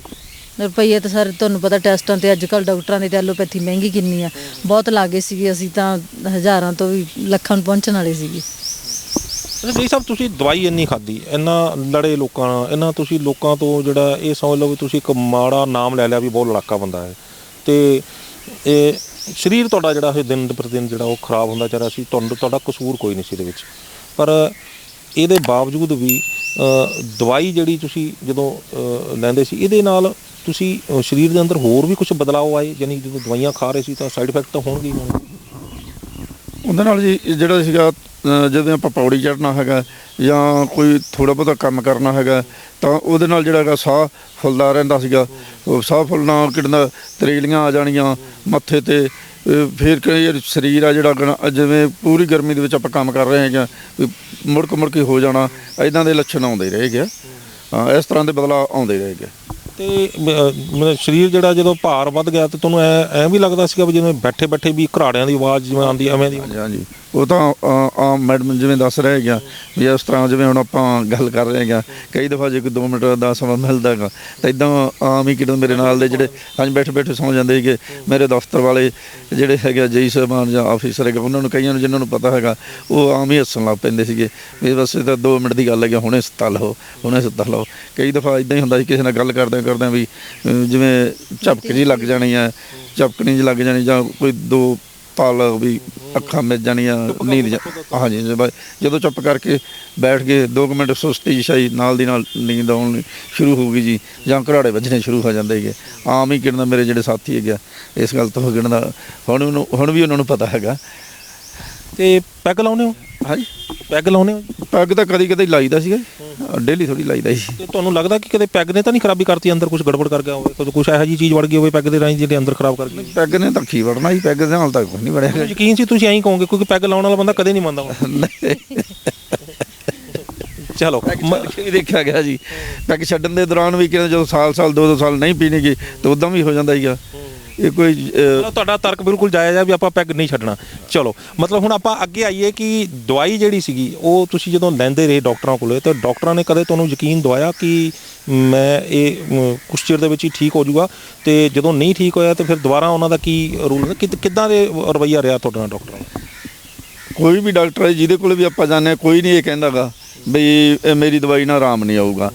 ਇੱਥੋਂ ਦਾ ਜਿਹੜਾ ਸਿਸਟਮ ਹੈਗਾ ਸਾਰਿਆਂ ਦਾ ਹੀ ਇੱਦਾਂ ਦਾ ਹੈਗਾ ਸੰਸਾਰ ਦਾ। ਕੋਈ ਵੀ ਬੰਦਾ, ਕੋਈ ਵਕੀਲ ਹੈਗਾ, ਕੋਈ ਮਾਸਟਰ ਹੈਗਾ, ਕੋਈ ਇਹ ਬੱਚਾ ਕਹਿੰਦਾ ਹੈਗਾ ਮਾਸਟਰ ਦਾ ਵੀ ਉਹ ਬੱਚਾ ਕਹਿੰਦਾ ਜਿਹੜਾ ਮੇਰਾ ਬੱਚਾ ਫੇਲ ਹੋਏਗਾ, ਜਾਂ ਵਕੀਲ ਨੇ ਕਦੇ ਕਿਹਾ ਵੀ ਮੈਂ ਫਲਾਨਾ ਕੇਸ ਹਾਰ ਜੂੰਗਾ, ਹਾਂ ਤੁਸੀਂ ਮੈਨੂੰ ਨਾ ਕਰੋ, ਜਾਂ ਮੈਂ ਤੁਹਾਡੀ ਕਹਿੰਦਾ ਇਹ ਜਿਹੜਾ ਕੇਸ ਹੈਗਾ ਨਹੀਂ ਲੈ ਰਿਹਾ ਗਾ। ਹਾਂ ਇਸ ਤਰ੍ਹਾਂ ਦਾ ਇਹ ਸਾਰੇ ਸਿਸਟਮ ਹੀ ਸੰਸਾਰ ਦਾ ਇੱਦਾਂ ਦਾ ਹੈਗਾ। ਕੋਈ ਨਹੀਂ ਕਹਿੰਦਾ ਗਾ ਜੀ ਕਹਿੰਦਾ ਮੇਰੀ ਦਵਾਈ ਨਾਲ ਆਰਾਮ ਨਾ ਆਊਗਾ ਜਾਂ ਮੇਰੇ ਕੇਸ ਨਾਲ ਆ ਮਸਲਾ ਹੱਲ ਨਾ ਹੋਊਗਾ। ਪਰ ਆਰਾਮ ਤਾਂ ਆਇਆ ਨਹੀਂ, ਫਿਰ ਤੁਸੀਂ ਡਾਕਟਰ ਨੂੰ ਕਹਿੰਦੇ ਵੀ ਤੂੰ ਤਾਂ ਬੜਾ ਰੌਲਾ ਪਾਉਂਦਾ। ਕੋਈ ਫਿਰ ਜਦੋਂ ਸਰੀਰ ਨੂੰ ਤਕਲੀਫ ਹੈਗੀ ਫਿਰ ਜਾਣਾ ਤਾਂ ਪੈਂਦਾ ਹੀ ਹੈ। ਜਦੋਂ ਤਕਲੀਫ ਵੱਧ ਜਾਂਦੀ ਉਦੋਂ ਫਿਰ ਕੋਈ ਨਾ ਕੋਈ ਬੰਦਾ, ਜਦੋਂ ਡੁੱਬਦੇ ਨੂੰ ਤਿਣਕੇ ਵਾਲੇ ਸਹਾਰੇ ਦੀ ਗੱਲ ਹੈਗੀ ਆ ਤਾਂ ਉਦੋਂ ਬੰਦਾ ਸਹਾਰਾ ਤਾਂ ਲੈਂਦਾ ਹੀ ਕੋਈ ਨਾ ਕੋਈ। ਅੱਛਾ ਚਲੋ ਇਹ ਤਾਂ ਤੁਹਾਡੇ ਹੋ ਗਈ ਸਰੀਰ ਦੇ ਵਿੱਚ ਤੁਹਾਡਾ ਹਾਰਟ ਦਾ ਸਾਈਜ਼ ਵੱਧ ਗਿਆ। ਤੁਸੀਂ ਮੈਨੂੰ ਆਫ ਦਾ ਕੈਮਰਾ ਮੈਨੂੰ ਇਹ ਵੀ ਦੱਸ ਰਹੇ ਸੀ ਵੀ ਤੁਹਾਨੂੰ ਉਹਦੇ 'ਤੇ ਤਾਂ ਤੁਸੀਂ ਦਵਾਈਆਂ ਲੈਂਦੇ ਚਲੇ ਗਏ ਤੇ ਤੁਹਾਨੂੰ ਪਿੱਛੇ ਤੁਸੀਂ ਟਾਈਫਾਈਡ ਦੀ ਵੀ ਗੱਲ ਕਰ ਰਹੇ ਸੀ ਵੀ ਤੁਹਾਨੂੰ ਟਾਈਫਾਈਡ ਦੀ ਵੀ ਹੋ ਗਈ। ਉਹ ਜਿਹੜਾ ਕਿੱਸਾ ਸੀ ਉਹ ਕਿੱਦਾਂ ਦਾ ਸੀਗਾ? ਉਹ ਸਰ ਇੱਦਾਂ ਹੋਇਆ ਵੀ ਪਿਛਲੇ ਮਾਰਚ ਦੇ ਮਹੀਨੇ ਦੇ ਦੌਰਾਨ ਸਿਰਫ ਇੱਕੋ ਦਿਨ ਰਾਤ ਨੂੰ ਮੈਨੂੰ ਥੋੜ੍ਹਾ ਫੀਵਰ ਹੋਇਆ ਤਾਂ ਸੁਬਾਹ ਦਵਾਈ ਲਈ ਆਪਣੀ ਡਿਊਟੀ ਚਲੇ ਗਏ ਤੇ ਜਦੋਂ ਸ਼ਾਮ ਨੂੰ ਆਏ ਫਿਰ ਉਹੀ ਬੁਖਾਰ ਹੋ ਗਿਆ ਤਾਂ ਫਿਰ ਕਿਹਨਾਂ ਦਾ ਜਿਹੜਾ ਟੈਸਟ ਕਰਾਇਆ ਉਹਦੇ 'ਚ ਟਾਈਫਾਈਡ ਆ ਗਿਆ। ਉਹ ਟਾਈਫਾਈਡ ਦੇ ਵਿੱਚ ਉਹ ਐਲੋਪੈਥੀ ਵਾਲੇ ਡਾਕਟਰ ਪਤਾ ਨਹੀਂ ਕਿਹੋ ਜਿਹੀ ਦਵਾਈ ਦਿੰਦੇ ਰਹੇ, ਲਗਾਤਾਰ ਇੱਕ ਡਾਕਟਰ ਛੱਡਿਆ ਮੁੜ ਕੇ ਦੂਸਰਾ ਛੱਡਿਆ ਮੁੜ ਕੇ ਦੂਸਰਾ, ਇਸ ਤਰ੍ਹਾਂ ਵੱਖ ਜੋ ਡਾਕਟਰਾਂ ਤੋਂ ਲੈਂਦੇ ਰਹੇ ਪਤਾ ਨਹੀਂ ਕਿਹੜੀ ਇਹ ਦਵਾਈ ਦਿੰਦੇ ਰਹੇ ਤਾਂ ਉਹਦੇ ਨਾਲ ਜਿਹੜੇ ਮੇਰੇ ਸਰੀਰ ਦੇ ਜਿਹੜੇ ਸੈੱਲ ਸੀਗੇ ਉਹ ਘਟ ਗਏ। ਹਾਂਜੀ ਉਹ ਜਿਹੜੇ ਪਲੇਟਲੈਟ ਸੈੱਲ ਸੀਗੇ ਜਿਹੜੇ ਉਹ ਘਟ ਗਏ, ਉਹ 1.5 ਲੱਖ ਤੋਂ ਵੀ ਡਾਊਨ ਆ ਗਏ। ਤਾਂ ਅਸੀਂ ਦੂਸਰੇ ਲੈਬ ਤੋਂ ਟੈਸਟ ਕਰਾਇਆ, ਉਹਦੇ ਤੋਂ ਵੀ ਇਸ ਤਰ੍ਹਾਂ ਹੀ ਹੋਇਆ। ਉਸ ਤੋਂ ਬਾਅਦ ਕੀ ਹੋਇਆ ਵੀ ਦਵਾਈ ਲੈ ਲੈਣੀ ਉੱਥੇ ਇਹ ਪਲੇਟਲੈਸ ਸੈੱਲਾਂ ਵਾਸਤੇ ਵੀ ਜਦੋਂ ਦਵਾਈ ਲੈਂਦੇ ਰਹੇ ਤਾਂ ਉੱਥੇ ਫਿਰ ਇਹੀ ਕਿਹਨਾਂ ਦਾ ਵੱਧਦਾ ਰਿਹਾ। ਜਦੋਂ ਸੁਬਾਹ ਲੱਗਿਆ ਕਰਨਾ ਵਧੀਆ ਹੈਗਾ ਠੀਕ ਹੈ, ਦਵਾਈ ਲੈਣੀ ਡਿਊਟੀ ਚਲੇ ਜਾਣਾ, ਜਦੋਂ ਸ਼ਾਮ ਨੂੰ ਥੋੜ੍ਹਾ ਬਹੁਤਾ ਵੀ ਚੱਲਣਾ ਫਿਰਨਾ ਤਾਂ ਪੈਂਦਾ ਹੀ ਹੈ, ਡਿਊਟੀ ਜਾਂਦੇ ਕੰਮ ਤਾਂ ਕਰਨਾ ਹੀ ਪੈਂਦਾ ਹੈਗਾ। ਅਤੇ ਜਦੋਂ 3-4 ਵੱਜ ਜਾਂਦੇ ਸੀ ਅਤੇ ਉਸ ਤੋਂ ਬਾਅਦ ਬਸ ਸਰੀਰ ਫਿਰ ਕੰਮ ਛੱਡ ਦਿੰਦਾ ਸੀਗਾ, ਸ਼ਾਮ ਨੂੰ ਫਿਰ ਬੁਖਾਰ ਚੜ੍ਹ ਜਾਂਦਾ ਸੀਗਾ। ਇੱਕ ਲਗਾਤਾਰ ਇਹ 2-1.5 ਮਹੀਨਾ ਇਸ ਤਰ੍ਹਾਂ ਹੀ ਸਿਲਸਿਲਾ ਚੱਲਦਾ ਰਿਹਾ। ਦਵਾਈ ਲੈ ਲੈਂਦੇ ਸੀ ਡਿਊਟੀ ਚਲੇ ਜਾਂਦੇ, ਦਵਾਈ ਲੈ ਲੈਂਦੇ ਡਿਊਟੀ ਚਲੇ ਜਾਂਦੇ ਸੀਗੇ। ਤੇ ਕੁਲਦੀਪ ਕੌਰ ਜੀ ਇੱਕ ਚੀਜ਼ ਮੈਂ ਸ਼ਾਇਦ ਤੁਹਾਨੂੰ ਗੁੱਸਾ ਵੀ ਲੱਗੇ ਕਿ ਤੁਸੀਂ ਇਹਨਾਂ ਨੇ ਹਾਰਟ ਦਾ ਸਾਈਜ਼ ਵੀ ਇਹਨਾਂ ਨੂੰ ਰਿਹਾ, ਇੰਨਾ ਸੰਤਾਪ ਭੋਗ ਰਹੇ ਸੀ, ਇੰਨਾ ਲੜ ਵੀ ਰਹੇ ਸੀ, ਇੰਨਾ ਜਿਹੜਾ ਦਫ਼ਤਰ ਦੇ ਵਿੱਚ ਵੀ ਜਿਹੜਾ ਸੀਗਾ ਉਹ ਮਾਹੌਲ ਜਿਹੜਾ ਸੀ ਇਹਨਾਂ ਦੇ ਪ੍ਰਤੀ ਕਿਸ ਤਰ੍ਹਾਂ ਦਾ ਬਣਿਆ ਸੀ, ਘਰ ਦੇ ਵਿੱਚ ਬੱਚੇ ਡਰਨ ਲੱਗ ਪਏ ਸੀਗੇ, ਪਰ ਨਾਲ ਪੈਗ ਵੀ ਚੱਲ ਰਿਹਾ ਸੀਗਾ। ਤੇ ਉਹ ਤੁਹਾਨੂੰ ਕਦੇ ਐਂ ਨਹੀਂ ਹੋਇਆ ਵੀ ਮੈਂ ਤਾਂ ਤੁਹਾਨੂੰ ਕਿੰਨੀ ਵਾਰੀ ਕਹਿੰਦੀ ਹਾਂ ਵੀ ਪੈਗ ਛੱਡ ਦਿਓ, ਤੁਸੀਂ ਛੱਡਦੇ ਹੀ ਨਹੀਂ ਹੈਗੇ, ਤੇ ਕੀ ਲੱਗਿਆ ਨਹੀਂ ਵੀ ਪੈਗ ਦੇ ਸਾਰਾ ਕਸੂਰ ਹੈ ਜਾਂ ਕੁਝ ਹੋਰ ਪਿੱਛੇ ਦਾ ਕਾਰਨ ਨਜ਼ਰ ਆ ਰਿਹਾ ਸੀ? ਸਰ ਮੈਂ ਜਦੋਂ ਡਾਕਟਰ ਕੋਲ ਜਾਂਦੇ ਸੀ ਨਾ ਅਸੀਂ ਉਦੋਂ ਉਹ ਜਦੋਂ ਪੁੱਛਦੇ ਸੀ ਇਹ ਮੈਨੂੰ ਕਹਿੰਦੇ ਸੀ ਤੁਸੀਂ ਇਹਨਾਂ ਡਾਕਟਰ ਨੂੰ ਨਹੀਂ ਕਹਿਣਾ, ਪਰ ਮੈਂ ਡਾਕਟਰ ਨੂੰ ਕਹਿੰਦੀ ਸੀ ਵੀ ਪੈਗ ਲਾਉਂਦੇ ਆ ਜਾਂ ਨਹੀਂ ਲਾਉਂਦੇ, ਪਰ ਮੈਂ ਡਾਕਟਰ ਨੂੰ ਕਹਿ ਦਿੰਦੀ ਸੀ ਵੀ ਡਾਕਟਰ ਸਾਹਿਬ ਲਾਉਂਦੇ ਆ ਪੈਗ, ਉਹ ਕਹਿੰਦੇ ਸੀ ਪੈਗ ਨਹੀਂ ਲਾਉਣਾ। ਫਿਰ ਇਹ 2-3 ਦਿਨ ਵੀ ਜਾਣੀ ਕਿ ਜਿੰਨਾ ਚਿਰ ਦਵਾਈ ਉਦੋਂ ਜਦੋਂ ਤੁਸੀਂ ਕਹਿੰਦੇ ਸੀ ਵੀ ਨਹੀਂ ਲਾਉਣਾ, ਉਦੋਂ ਉਹ ਜਿਹੜਾ ਪੁਰਾਣਾ ਗੁੱਸਾ ਸੀ ਉਹ ਜਾਗ ਨਹੀਂ ਜਾਂਦਾ ਸੀਗਾ? ਨਹੀਂ ਸਰ ਉਦੋਂ ਤਾਂ ਕੁਝ ਨਹੀਂ ਕਹਿੰਦੇ ਸੀ, ਉਦੋਂ ਤਾਂ ਨਹੀਂ ਕੁਝ ਵੀ ਕਹਿੰਦੇ ਸੀ। ਫਿਰ ਜਿੰਨੇ ਦਿਨ ਦਵਾਈ ਚੱਲਦੀ ਸੀ ਉਹਨੇ ਦਿਨ ਨਹੀਂ ਲਾਉਂਦੇ ਸੀ। ਕਈ ਵਾਰ ਐਂ ਕਰਦੇ ਸੀ ਵੀ ਸ਼ਾਮ ਨੂੰ ਪੈਗ ਲਾ ਲੈਂਦੇ ਸੀ, ਸਵੇਰ ਦਵਾਈ ਖਾ ਲੈਂਦੇ ਸੀ। ਯਾਨੀ ਕਿ ਆਪਾਂ ਉਹ ਵੀ ਡਾਕਟਰ ਦੀ ਗੱਲ ਵੀ ਮੰਨ ਲਈ, ਆਪਣੀ ਮਨ ਦੀ ਵੀ ਗੱਲ ਮੰਨ ਲਈ। ਹਾਂਜੀ ਇਹ ਦੋਨੋਂ ਤਰ੍ਹਾਂ ਹੀ ਚੱਲਦੀ ਸੀ। ਡਾਕਟਰ ਵੈਸੇ ਜ਼ਿਆਦਾਤਰ ਡਾਕਟਰ ਇਹ ਕਹਿੰਦੇ ਸੀ ਵੀ ਤੁਹਾਡਾ ਬੀਪੀ ਵੱਧਦਾ, ਤੁਹਾਨੂੰ ਪੱਕੀ ਗੋਲੀ ਖਾਣੀ ਪਵੇਗੀ। ਤੇ ਪਰ ਪੱਕੀ ਗੋਲੀ ਮੈਨੂੰ ਇਹ ਸੀ ਵੀ ਜਿਹੜੇ ਬੰਦਾ ਪੈਗ ਨਹੀਂ ਛੱਡ ਸਕਦਾ ਪੱਕੀ ਗੋਲੀ ਖਾਊਗਾ ਤਾਂ ਉਹਨੂੰ ਤਾਂ ਹੋਰ ਪ੍ਰੋਬਲਮ ਜ਼ਿਆਦਾ ਵਧੂਗੀ, ਤੇ ਸਾਨੂੰ ਇਸੇ ਕਰਕੇ ਵੀ ਬਹੁਤ ਔਖਾ ਲੱਗਦਾ ਸੀ। ਫਿਰ ਅਸੀਂ ਇੱਕ ਦਿਨ ਮੈਂ YouTube ਤੇ ਦੇਖਿਆ ਸੀਗਾ ਡਾਕਟਰ ਵਰਿੰਦਰ ਸਿੰਘ ਭੁੱਲਰ ਦਾ ਐਡ ਦੇਖੀ ਸੀ, ਤੇ ਫਿਰ ਉਹਦੇ ਕਰਕੇ ਅਸੀਂ ਇੱਥੇ ਮੋਗੇ ਆਏ। ਮੋਗੇ ਅਸੀਂ ਚੱਲੇ ਤਾਂ ਪਹਿਲਾਂ DMC ਚੱਲੇ ਸੀ ਲੁਧਿਆਣਾ, ਸਾਨੂੰ ਸਾਡੇ ਰਿਲੇਟਿਵ ਹੈਗੇ ਉਹਨਾਂ ਨੇ ਰੈਫਰੈਂਸ ਦਿੱਤੀ ਸੀ, ਕਹਿੰਦੇ ਅਸੀਂ ਕਾਲ ਕਰ ਦਿੰਦੇ ਵੀ ਤੁਸੀਂ ਉੱਥੇ ਚਲੇ ਜਾਓ, ਐਡਰੈਸ ਵਗੈਰਾ ਸਾਰਾ ਦੇਤਾ। ਅਸੀਂ ਫਿਰ ਜਦੋਂ ਬੱਸ 'ਚ ਬੈਠ ਗਏ ਲੁਧਿਆਣੇ ਮੋਗੇ ਉਤਰ ਗਏ, ਇਹਨਾਂ ਨੂੰ ਮੈਂ ਕਿਹਾ ਨਹੀਂ ਆਪਾਂ ਚੱਲਦੇ ਹਾਂ, ਇੱਥੇ ਚੱਲਦੇ ਹਾਂ, ਇੱਕ ਵਾਰੀ ਦੇਖ ਲੈਂਦੇ ਹਾਂ, ਜੇ ਇੱਥੋਂ ਨਾ ਆਰਾਮ ਆਇਆ ਫਿਰ ਆਪਾਂ ਲੁਧਿਆਣੇ ਚੱਲ ਵੜਾਂਗੇ। ਫਿਰ ਇੱਥੋਂ ਅਸੀਂ ਸਰ ਕੋਲੇ ਆਏ, ਇਹਦੇ ਕੋਲ ਡਾਕਟਰ ਸਾਹਿਬ ਕੋਲੇ, ਡਾਕਟਰ ਵਰਿੰਦਰ ਸਾਹਿਬ ਭੁੱਲਰ ਕੋਲੇ, ਉਹਨਾਂ ਨੂੰ ਰਿਪੋਰਟਾਂ ਵਗੈਰਾ ਸਾਰਾ ਚੈੱਕ ਕਰਵਾਇਆ, ਉਹਨਾਂ ਨੇ ਇਹਨਾਂ ਦਾ ਟ੍ਰੀਟਮੈਂਟ ਸਟਾਰਟ ਕਰਤਾ। ਇਹਨਾਂ ਨੂੰ ਹਫ਼ਤੇ ਕੁ ਵਿੱਚ ਰਿਲੀਫ ਮਹਿਸੂਸ ਹੋਇਆ। ਤੁਸੀਂ ਨਹੀਂ ਇਹ ਦੱਸਣਗੇ ਜਦੋਂ ਦਵਾਈ ਲਿੱਤੀ ਸੀ ਤੁਸੀਂ, ਪਹਿਲਾਂ ਤਾਂ ਇਹ ਦੱਸੋ ਵੀ ਜਦੋਂ ਡਾਕਟਰ ਵਰਿੰਦਰ ਸਿੰਘ ਭੁੱਲਰ ਉਹਨਾਂ ਕੋਲ ਆਏ ਸੀਗੇ ਇਹਨਾਂ ਨੇ ਵੀ ਕਿਹਾ ਸੀ ਪੈਗ ਨਹੀਂ ਲਾਉਣਾ ਹੈਗਾ? ਨਹੀਂ ਜੀ, ਇਹਨਾਂ ਨੇ ਇਹ ਤਾਂ ਫਿਰ ਬੜੇ ਵਧੀਆ ਲੱਗੇ ਹੋਣੇ ਤੁਹਾਨੂੰ ਵੀ ਇਹ ਬੰਦਾ ਕੋਈ ਸਿਆਣਾ ਹੈਗਾ। ਨਹੀਂ ਜੀ, ਉਹਨਾਂ ਨੇ ਪੈਗ ਬਾਰੇ ਕੋਈ ਗੱਲ ਨਹੀਂ ਕੀਤੀ। ਉਹਨਾਂ ਸਭ ਤੋਂ ਪਹਿਲਾਂ ਜਿਹੜੀਆਂ ਸਾਡੀਆਂ ਰਿਪੋਰਟਾਂ ਸੀਗੀਆਂ ਲੈਬਾਰਟਰੀਆਂ 3-4 ਸੀਗੀਆਂ, ਉਹ ਸਾਰੀਆਂ ਦੇਖੀਆਂ, ਤਾਂ ਉਹਨਾਂ ਨੇ ਜਿਹੜਾ ਹੈਗਾ ਆਪਣੇ ਜਿਹੜੀ ਡਿਪਾਰਟਮੈਂਟ ਵੱਲੋਂ ਜੋ MDI ਗਲੋ ਹੈਗੀ ਆ ਜਾਂ ਤੁਲਸੀ ਹੈਗੀ ਆ, ਇੱਦਾਂ ਦੇ ਜੋ ਵੀ ਇਹਨਾਂ ਦਾ ਹੈਗਾ ਪ੍ਰੋਡਕਟ ਨੇ ਹੈ ਉਹ ਇਹਨਾਂ ਨੇ ਦਿੱਤੇ, ਤੇ ਮੈਂ ਮੇਰਾ ਖਿਆਲ ਵੀ 1 ਹਫ਼ਤੇ ਤੱਕ ਕਿੰਨਾ ਦਾ ਵਧੀਆ ਕਿੰਨਾ ਤੰਦਰੁਸਤ ਵੀ ਡਿਊਟੀ ਜਾਣਯੋਗ ਹੋ ਗਿਆ ਸੀਗਾ। ਯਾਨੀ ਤੰਦਰੁਸਤੀ ਤਾਂ ਤੁਹਾਨੂੰ ਹੋਣੀ ਸੀਗੀ, ਕਿਉਂਕਿ ਸਾਰੇ ਡਾਕਟਰ ਜਿਹੜੇ ਸੀ ਤੁਹਾਨੂੰ ਮਨਾ ਕਰ ਰਹੇ ਸੀ ਪੈਗ ਨਾ ਲਾਓ, ਇਹਨਾਂ ਨੇ ਤੁਹਾਨੂੰ ਛੇੜਿਆ ਨਹੀਂ, ਤੁਹਾਨੂੰ ਜ਼ਿਆਦਾ ਯਕੀਨ ਹੋਇਆ, ਤੁਹਾਨੂੰ ਲੱਗਿਆ ਵੀ ਇਹ ਬੰਦਾ ਕੁਛ ਸਿਆਣਾ ਹੈਗਾ, ਇਹਦੀ ਗੱਲ ਮੰਨਣੀ ਚਾਹੀਦੀ ਹੈ। ਤੇ ਜਦੋਂ ਮੰਨੀ ਤਾਂ ਫਿਰ ਉਹ ਅੰਦਰ ਦਾ ਜਿਹੜਾ ਉਹ ਇਮਿਊਨਿਟੀ ਜਿਹੜੀ ਆ ਵਧਣੀ ਸ਼ੁਰੂ ਹੋ ਗਈ ਤੇ ਤੁਹਾਨੂੰ ਫਾਇਦਾ ਹੋਣਾ ਸ਼ੁਰੂ ਹੋਇਆ। ਜਦੋਂ ਦਵਾਈ ਲਈ ਸੀ ਕਿੰਨੀ ਦੇਰ ਦੇ ਵਿੱਚ ਤੁਹਾਨੂੰ ਮਤਲਬ ਇਹਦੇ ਆਰਾਮ ਆਉਣਾ ਸ਼ੁਰੂ ਹੋਇਆ ਸੀ, ਤੇ ਕਿੰਨਾ ਕੁ ਖਰਚਾ ਆਇਆ ਸੀ ਤੁਹਾਡਾ? ਖਰਚ ਤਾਂ ਸਰ 2200-2300 ਰੁਪਏ ਦੀ ਜਿਹੜਾ ਸੀਗਾ ਕਿੰਨਾ ਮਹੀਨੇ ਦੀ ਦਵਾਈ ਸੀਗੀ ਜਿਹੜੀ ਸਾਰੀ, ਤੇ ਉਹ ਵਧੀਆ ਕਿੰਨਾ ਲਈ ਅਸੀਂ ਵਧੀਆ ਠੀਕ ਹੈਗੇ। ਅੱਛਾ, ਤੇ ਉਹਦੇ ਲਈ ਕੋਈ ਖਾਣਾ ਪੀਣਾ ਜਾਂ ਕੁਛ ਨਾਲ ਫਿਰ ਉਨੀ ਦੇਰ ਪੈਗ ਲਾਇਆ ਕਿ ਨਹੀਂ ਲਾਇਆ? ਨਹੀਂ ਜੀ, ਨਹੀਂ ਲਾਇਆ। ਕੀ ਗੱਲ ਹੈ, ਇਹ ਸੱਚ ਬੋਲ ਰਹੇ ਨੇ? ਹਾਂਜੀ ਸੱਚ ਬੋਲਦੇ, ਨਹੀਂ ਲਾਇਆ ਉਹਨਾਂ ਟਾਈਮ ਇਹਨਾਂ ਨੇ। ਅੱਛਾ, ਤੇ ਕਿੰਨੀ ਦੇਰ ਦੇ ਵਿੱਚ ਠੀਕ ਹੋ ਗਏ ਤੁਸੀਂ? ਫਿਰ ਹਾਰਟ ਦਾ ਕੀ ਜਿਹੜਾ ਸਾਈਜ਼ ਜਾਂ ਕੀ ਉਦੋਂ ਬਾਅਦ ਚੈੱਕ ਕਰਾਇਆ ਤੁਸੀਂ? ਨਹੀਂ ਜੀ, ਚੈੱਕ ਕਰਾਇਆ, ਕੋਈ ਪ੍ਰੋਬਲਮ ਨਹੀਂ ਗਈ।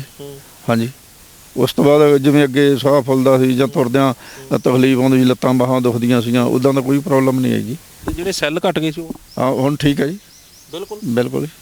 ਤੇ ਉਹਦੇ ਨਾਲ ਕੋਈ ਖਾਦਾ ਪੀਤਾ ਜਾਂ ਕੁਛ ਇਦਾਂ ਦੀ ਕੋਈ ਚੀਜ਼ਾਂ? ਬਸ ਖਾਣਾ ਤਾਂ ਜੋ ਸਿੰਪਲ ਇਹ ਦੱਸਦੇ ਜੀ ਉਹੀ ਕਹਿੰਦੇ, ਉਹੀ, ਹੋਰ ਜੀ ਹੋਰ ਤਾਂ ਇਹਨਾਂ ਦਾ ਕੋਈ ਚੱਕਰ ਨਹੀਂ ਗਾ ਜੀ। ਜਿਵੇਂ ਲੂਣ ਲਾਉਣ ਦਾ ਖਾਸ ਕਰਕੇ ਜ਼ਿਆਦਾਤਰ ਕਹਿ ਰਹੇ ਨੇ ਵੀ ਨਮਕ ਕਿਹੜਾ ਕਹਿੰਦੇ ਸੀ? ਇਹਨਾਂ ਨੇ ਜਿਹੜਾ ਸੀਗਾ ਆਪਾਂ ਨੂੰ ਪਿੰਕ ਰੋਜ਼ ਜਿਹੜਾ ਨਮਕ ਹੈਗਾ, ਹਾਂਜੀ ਹਾਂਜੀ, ਉਹ ਅਸੀਂ ਸਾਰੇ ਘਰ ਦੇ ਵਿੱਚ ਹੀ ਉਹੀ ਯੂਜ਼ ਕਰ ਰਹੇ ਹੈਗੇ। ਪਹਿਲਾਂ ਜਿਵੇਂ ਟਾਟਾ ਸਾਲਟ ਵਗੈਰਾ ਜੋ ਚੱਲਦਾ ਹੈਗਾ ਉਹੀ ਵਰਤਦੇ ਸੀਗੇ।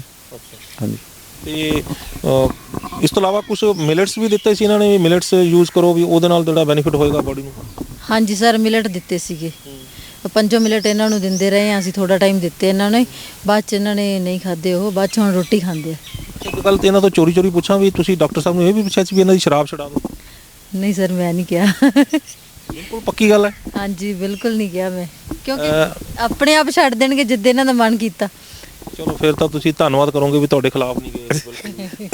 ਤੇ ਚਲੋ ਹੁਣ ਇਹ ਦੱਸੋ ਕਿ ਜਦੋਂ ਤੁਸੀਂ ਇਸ ਲੈਵਲ ਦੇ ਉੱਤੇ ਆ ਗਏ, ਹੁਣ ਅੱਜ ਤੁਹਾਨੂੰ ਲੱਗ ਰਿਹਾ ਕਿ ਬਿਲਕੁਲ ਤੰਦਰੁਸਤ ਹੋ ਤੁਸੀਂ, ਜਾਂ ਹਾਲੇ ਵੀ ਤੁਹਾਨੂੰ ਕੁਛ ਨਾ ਕੁਛ ਸਰੀਰ ਦੇ ਵਿੱਚ ਹੈਗਾ ਜਿਹੜਾ ਕਿ ਥੋੜਾ ਜਿਹਾ ਹੋਰ ਕਰਕੇ ਸਹੀ ਹੋ ਸਕਦਾ? ਨਹੀਂ, ਬਹੁਤ ਵਧੀਆ ਜੀ, ਹੁਣ ਬਿਲਕੁਲ ਠੀਕ ਹੈਗੇ ਆ। ਅੱਗੇ ਜਾਣਾ ਡਿਊਟੀ ਜਾਣਾ ਕੋਈ 5-4 ਘੰਟੇ ਨਹੀਂ ਕੰਮ ਹੁੰਦਾ ਸੀ, ਹੁਣ ਅਸੀਂ ਸਵੇਰ 7 ਵਜੇ ਜਾਂਦੇ ਹਾਂ। ਤੁਹਾਨੂੰ ਪਤਾ ਵੀ ਸਾਡੇ ਜਿਹੜਾ ਡਿਪਾਰਟਮੈਂਟ ਦਾ ਜਿਹੜਾ ਕੰਮ ਹੈਗਾ ਉਹ ਅੱਜ ਕੱਲ੍ਹ ਤਾਂ ਖਾਸ ਕਰਕੇ ਜਦੋਂ ਪੈਡੀ ਸੀਜ਼ਨ ਹੈਗਾ ਵੀ ਲਗਾਤਾਰ 12-12 14-14 ਘੰਟੇ ਕਿਨਾਂ ਦਾ ਹੁਣ ਸਵੇਰ ਨਿਕਲ ਗਈ, ਰਾਤ ਨੂੰ 11 ਵਜੇ ਆਉਣਾ, ਤੜਕੇ ਨੂੰ ਫਿਰ 4 ਵਜੇ ਫਿਰ ਉੱਠ ਖੜਨਾ ਹੈ, ਲਗਾਤਾਰ 12-12 14-14 ਘੰਟੇ ਕੰਮ ਕਰਨਾ, ਕਿੱਥੇ 2 ਘੰਟੇ ਨਹੀਂ ਕੰਮ ਹੁੰਦਾ ਸੀਗਾ। ਤੇ ਫਰਕ ਤਾਂ ਆਪਣੇ ਆਪ ਹੀ ਹੈ ਜੀ, ਇਹ ਤਾਂ ਤੁਹਾਡੇ ਸਾਹਮਣੇ ਹੈਗਾ। ਇਹ ਤੰਦਰੁਸਤ ਬੰਦਾ ਹੀ ਹੈ ਇੱਕ ਜਿਹੜਾ ਕਹਿੰਦਾ ਇੰਨਾ ਕੰਮ ਕਰੇਗਾ 5-4 ਘੰਟੇ, ਜਿਹੜਾ 5-4 ਘੰਟੇ ਨਹੀਂ ਕਰ ਸਕਦਾ, ਜਿਹੜਾ 14-15 ਘੰਟੇ ਕੰਮ ਕਰੇਗਾ ਤੰਦਰੁਸਤ ਬੰਦਾ ਹੀ ਕਰ ਸਕਦਾ। ਹੁਣ ਬਿਮਾਰ ਬੰਦਾ ਤਾਂ ਕਰ ਨਹੀਂ ਸਕਦਾ। ਅੱਛਾ, ਜਿਹੜਾ ਉਹ ਹੁਣ ਤੰਦਰੁਸਤੀ ਤੋਂ ਆ ਗਈ, ਬੱਚੇ ਡਰਨੋਂ ਹਟ ਗਏ ਕਿ ਹਲੇ ਵੀ ਡਰੀ ਜਾਂਦੇ? ਨਹੀਂ ਸਰ, ਹੁਣ ਵਧੀਆ, ਸਾਰੇ ਸ਼ਾਮ ਨੂੰ ਇਕੱਠੇ ਬੈਠਦੇ ਆ, ਜਿੰਨਾ ਟਾਈਮ ਵੇਟ ਕਰਦੇ ਰਹਿੰਦੇ ਆ ਵੀ ਜਿੰਨਾ ਚਿਰ ਆਉਣਗੇ ਉਦੋਂ ਹੀ ਰੋਟੀ ਖਾਵਾਂਗੇ ਸਾਰੇ ਇਕੱਠੇ। ਤੇ ਜਿਹੜੇ ਦਫ਼ਤਰ ਦੇ ਵਿੱਚ ਜਿਹਨਾਂ ਨਾਲ ਲੜਾਈ ਹੁੰਦੀ ਸੀ ਉਹਨਾਂ ਦਾ ਕੀ ਬਣਿਆ? ਨਹੀਂ, ਸਭ ਠੀਕ ਹੈ ਜੀ, ਕੁੱਲ ਮਿਲਾ ਕੇ ਸਭ ਓਕੇ ਹੋ ਗਿਆ? ਹੁਣ ਗੁੱਸਾ ਨਹੀਂ ਆਉਂਦਾ ਬਿਲਕੁਲ? ਨਹੀਂ, ਗੁੱਸਾ ਨਹੀਂ ਆਉਂਦਾ ਜੀ। ਤੇ ਹੁਣ ਜਿਹੜੀਆਂ ਸਰੀਰ ਤੁਹਾਨੂੰ ਲੱਗਾ ਸੀਗਾ ਕਿ ਕਿਸੇ ਡਾਕਟਰ ਨੂੰ ਚੈੱਕ ਕਰਾਇਆ ਵੀ ਹਾਰਟ ਦਾ ਸਾਈਜ਼ ਹੁਣ ਠੀਕ ਹੈਗਾ ਕਿ ਨਹੀਂ? ਹੁਣ ਸਾਨੂੰ ਲੋੜ ਹੀ ਨਹੀਂ ਪਈ ਜੀ ਡਾਕਟਰ ਕੋਲ ਜਾਣ ਦੀ। ਚੈੱਕ ਤਾਂ ਕਰਾਈਏ ਨਾ ਜੇ ਆਪਣੇ ਆਪ ਨੂੰ ਤਕਲੀਫ ਹੋਵੇ ਕੋਈ, ਜਿਵੇਂ ਹੁਣ ਅੱਗੇ ਤਕਲੀਫ ਹੁੰਦੀ ਸੀ ਉਦੋਂ ਫਿਰ ਇੱਕ ਡਾਕਟਰ ਛੱਡ ਕੇ ਦੂਸਰੇ ਕੋਲੇ ਜਾਣਾ ਪੈਂਦਾ, ਦੂਸਰਾ ਛੱਡ ਕੇ ਤੀਸਰੇ ਕੋਲੇ ਜਾਣਾ ਪੈਂਦਾ ਜਾਂ, ਤੇ ਇਹਦੀ ਜ਼ਰੂਰਤ ਤਾਂ ਪਊ ਜੇ ਤੰਦਰੁਸਤ ਸਰੀਰ ਹੈ ਤਾਂ ਉਸ ਤੰਦਰੁਸਤ ਬੰਦੇ ਨੂੰ ਕੀ ਲੋੜ ਪੈਂਦੀ ਹੈ ਜੀ ਵੀ ਆਪਾਂ ਡਾਕਟਰਾਂ ਦੇ ਗੇੜੇ ਕੱਢਦੇ ਫਿਰੀਏ।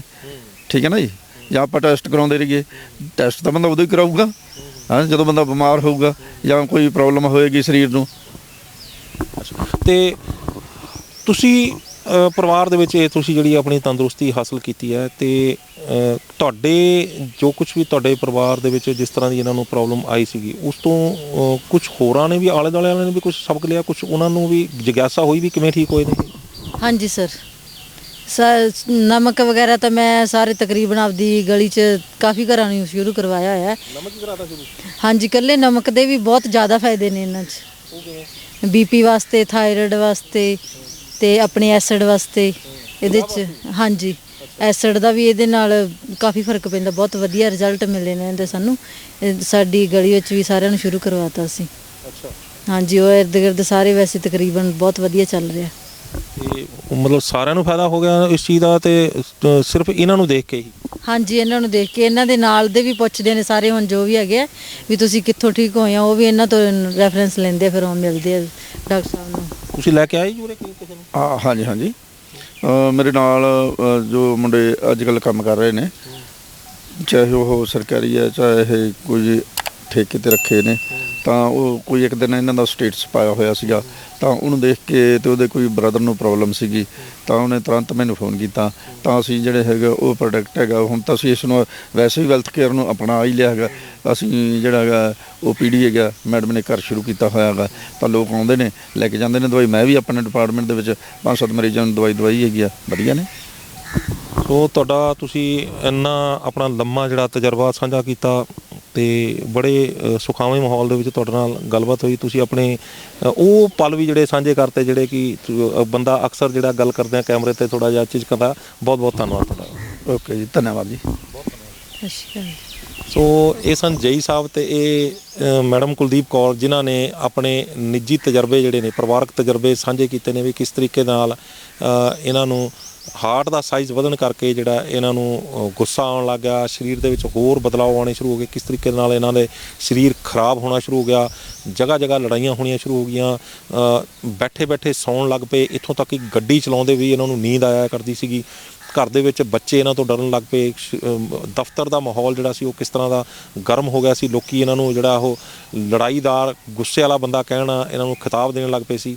ਤੇ ਸਰੀਰ ਦੇ ਵਿੱਚ ਜਿਹੜੇ ਬਦਲਾਅ ਆਏ ਸੀ ਉਹ ਇਹਨਾਂ ਦਾ ਆਪਣਾ ਕੋਈ ਕਸੂਰ ਨਹੀਂ ਸੀ। ਲੇਕਿਨ ਜਿਉਂ-ਜਿਉਂ ਇਹਨਾਂ ਨੇ ਦਵਾਈਆਂ ਸ਼ੁਰੂ ਕੀਤੀਆਂ, ਕਿਸੇ ਵੀ ਦਵਾਈ ਦਾ ਇਹਨਾਂ ਨੂੰ ਜਿਹੜਾ ਉਹ ਫਰਕ ਨਹੀਂ ਪਿਆ। ਐਲੋਪੈਥੀ ਦੀ ਦਵਾਈ ਦਿੱਤੀ, ਹੋਰ ਬਹੁਤ ਸਾਰੀਆਂ ਪੱਧਤੀਆਂ ਅਪਣਾਈਆਂ, ਲੇਕਿਨ ਕਿਸੇ ਵੀ ਪਾਸੋਂ ਇਹਨਾਂ ਨੂੰ ਕੋਈ ਫਰਕ ਨਹੀਂ ਪਿਆ। ਫਿਰ ਆਖਰਕਾਰ ਸਾਡੀ ਜਦੋਂ ਵੀਡੀਓ ਦੇਖੀ ਇਹਨਾਂ ਨੇ, ਤਾਂ ਉਸ ਵੀਡੀਓ ਤੋਂ ਬਾਅਦ ਜਦੋਂ ਇਹਨਾਂ ਨੇ ਇਲਾਜ ਆਪਣਾ ਸ਼ੁਰੂ ਕੀਤਾ, ਤਾਂ ਡਾਕਟਰ ਵਰਿੰਦਰ ਸਿੰਘ ਭੁੱਲਰ ਹੋਣਾ ਤੋਂ, ਤੇ ਅੱਜ ਇਹਨਾਂ ਦੇ ਚਿਹਰੇ ਦੀ ਮੁਸਕਾਨ ਜਿਹੜੀ ਆ ਉਹ ਦੱਸ ਰਹੀ ਹੈ ਕਿ ਕਿਸ ਤਰੀਕੇ ਦੇ ਨਾਲ ਇਹਨਾਂ ਨੇ ਆਪਣਾ ਤੰਦਰੁਸਤੀ ਲੈਵਲ ਹਾਸਲ ਕਰ ਲਿਆ। ਤੇ ਅੱਜ ਨਾ ਸਿਰਫ ਇਹ ਆਪ ਤੰਦਰੁਸਤ ਨੇ, ਪਰਿਵਾਰ ਪੂਰਾ ਤੰਦਰੁਸਤ ਹੈ, ਬਲਕਿ ਆਲਾ ਦੁਆਲਾ ਵੀ ਤੰਦਰੁਸਤ ਕਰਨ ਤੇ ਲੱਗੇ ਹੋਏ ਨੇ। ਜਿਹੜੇ ਵੀ ਕੋਈ ਇਹਨਾਂ ਦੇ ਕੋਲ ਆਉਂਦਾ ਉਹਨਾਂ ਨੂੰ ਸਲਾਹ ਦਿੰਦੇ ਨੇ ਡਾਕਟਰ ਵਰਿੰਦਰ ਸਿੰਘ ਭੁੱਲਰ ਹੋਣਾ ਦੇ ਨਾਲ ਗੱਲਬਾਤ ਕਰਵਾ ਕੇ, ਤੇ ਜਿਸ ਤਰ੍ਹਾਂ ਉਹਨਾਂ ਨੂੰ ਉਹ ਰਿਕਮੈਂਡ ਕਰਦੇ ਨੇ, ਉਹ ਅੱਗੇ ਉਹਨਾਂ ਦੀ ਮਦਦ ਕਰ ਦਿੰਦੇ ਨੇ। ਸੋ ਤੁਹਾਨੂੰ ਇਹ ਗੱਲਬਾਤ ਕਿਵੇਂ ਲੱਗੀ, ਆਪਣੀ ਰਾਏ ਸਾਨੂੰ ਸਾਡੇ ਕਮੈਂਟ ਬਾਕਸ 'ਚ ਜ਼ਰੂਰ ਦੇਣਾ। ਜੇਕਰ ਵੀਡੀਓ ਚੰਗੀ ਲੱਗੀ ਹੈ ਤਾਂ ਇਸ ਨੂੰ ਲਾਈਕ ਤੇ ਸ਼ੇਅਰ ਜ਼ਰੂਰ ਕਰ ਦਿਓ, ਤੇ ਕਮੈਂਟ ਕਰਕੇ ਸਾਨੂੰ ਜ਼ਰੂਰ ਦੱਸਿਓ ਵੀ ਇਹਨਾਂ ਦਾ ਤਜਰਬਾ ਕਿਸ ਤਰ੍ਹਾਂ ਦਾ ਰਿਹਾ, ਤੇ ਤੁਸੀਂ ਅੱਗੇ ਇਸ ਬਾਰੇ ਕੀ ਚਾਹੁੰਦੇ ਹੋ। ਤੇ ਸਾਡੇ ਚੈਨਲ ਨੂੰ ਲਾਈਕ ਤੇ ਸਬਸਕ੍ਰਾਈਬ ਕਰਨਾ ਨਾ ਭੁੱਲਿਓ। ਅਗਲੀ ਵਾਰ ਫੇਰ ਹਾਜ਼ਰ ਹੋਵਾਂਗੇ ਇੱਕ ਨਵੇਂ ਮੁੱਦੇ, ਇੱਕ ਨਵੇਂ ਮਹਿਮਾਨ ਦੇ ਨਾਲ। ਉਦੋਂ ਤੱਕ ਮੈਨੂੰ ਦਿਓ ਇਜਾਜ਼ਤ। ਧੰਨਵਾਦ।